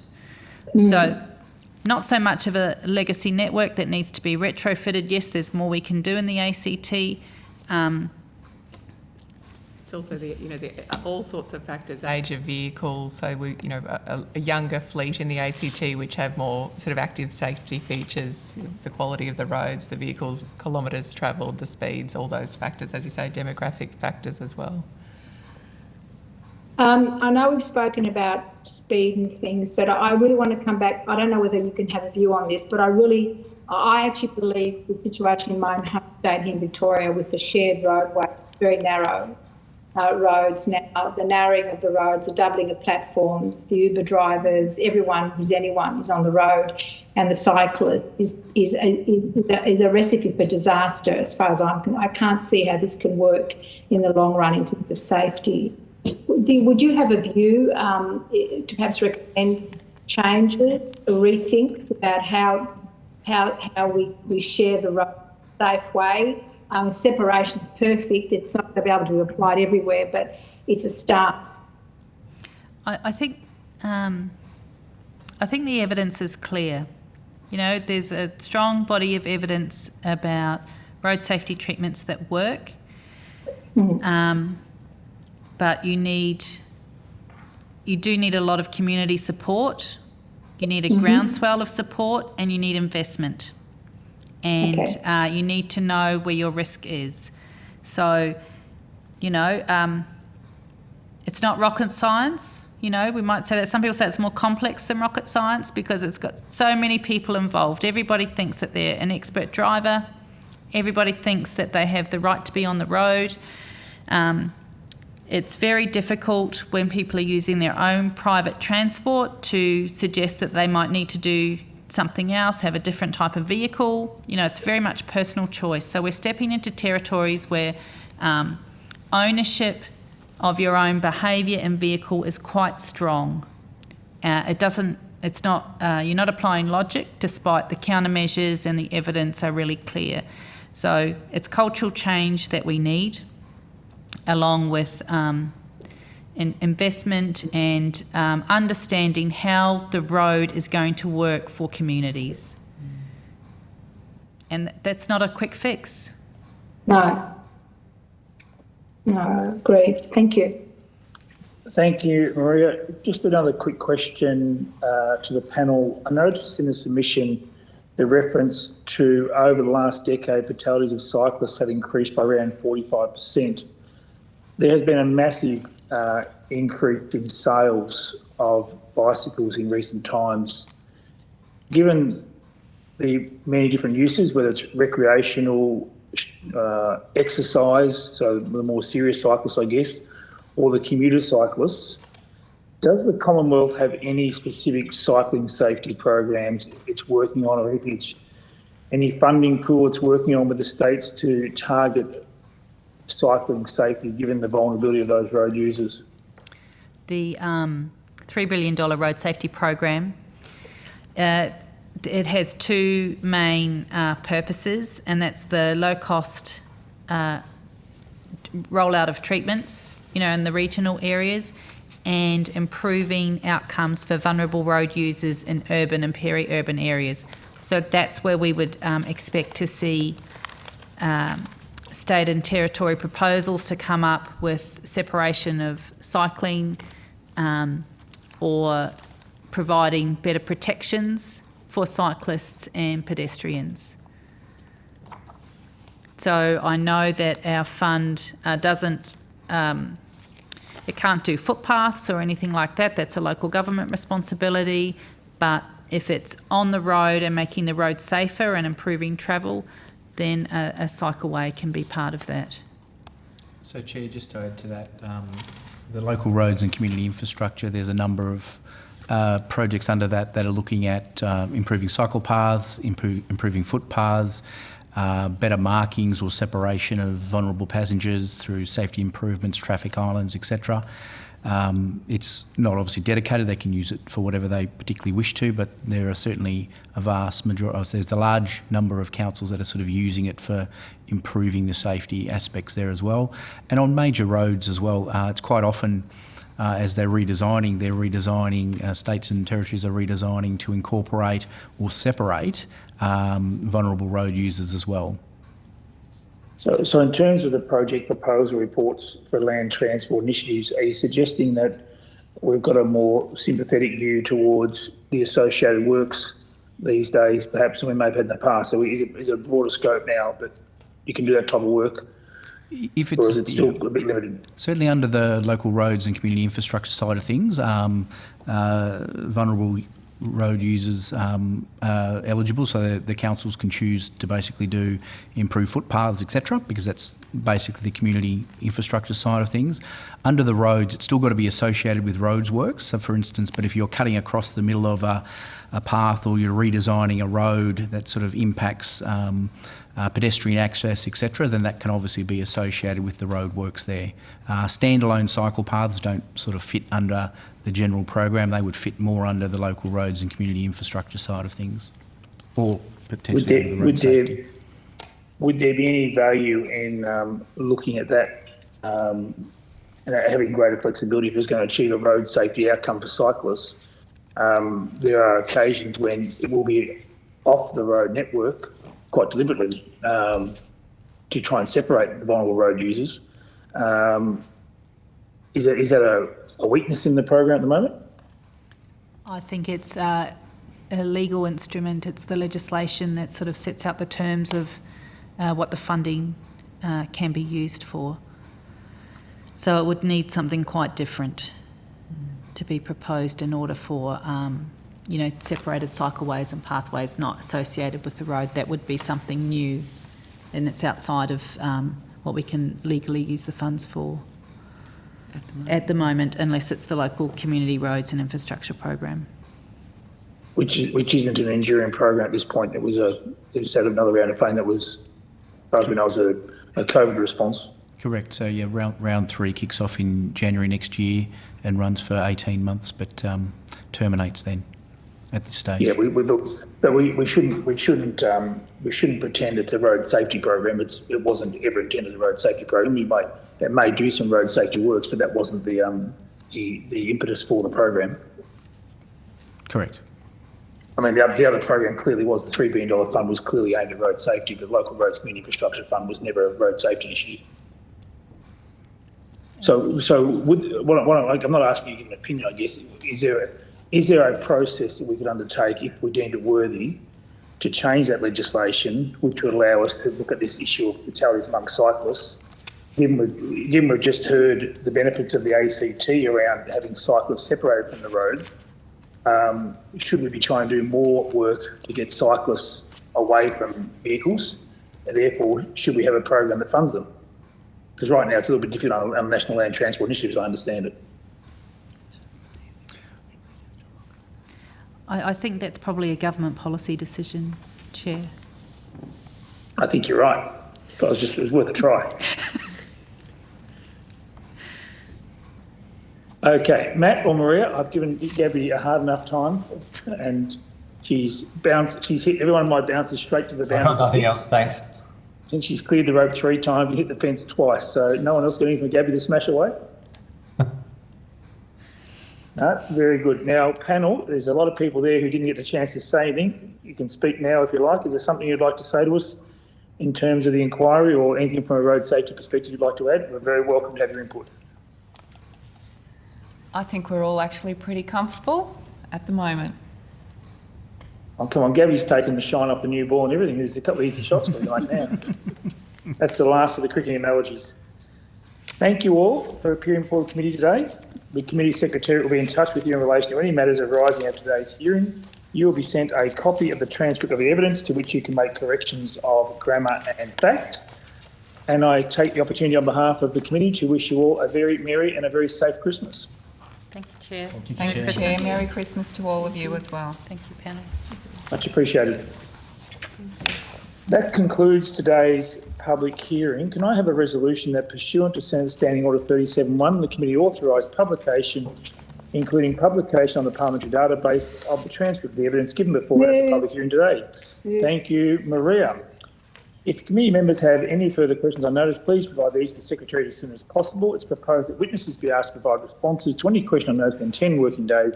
Accordingly, can I have a resolution that pursuant to Senate Standing Order 37.1, the committee authorised publication, including publication on the parliamentary database of any responses to questions on notice provided witnesses at the public hearing today? I'll move that way. Thank you, Matt. Is there any other business, colleagues? None from me. Thank you. From me. Thank you, Maria and Matt. There being no other business, I declare this public hearing closed, and also take the opportunity to thank the Secretariat for your fantastic work in organising today. The technology is working seamlessly. Thank you for that, and can I wish you all a very Merry Christmas, and you and Matt and Maria, I hope you get a break as well. You too. All the best. Take care, guys. Much appreciated. Thanks. Bye.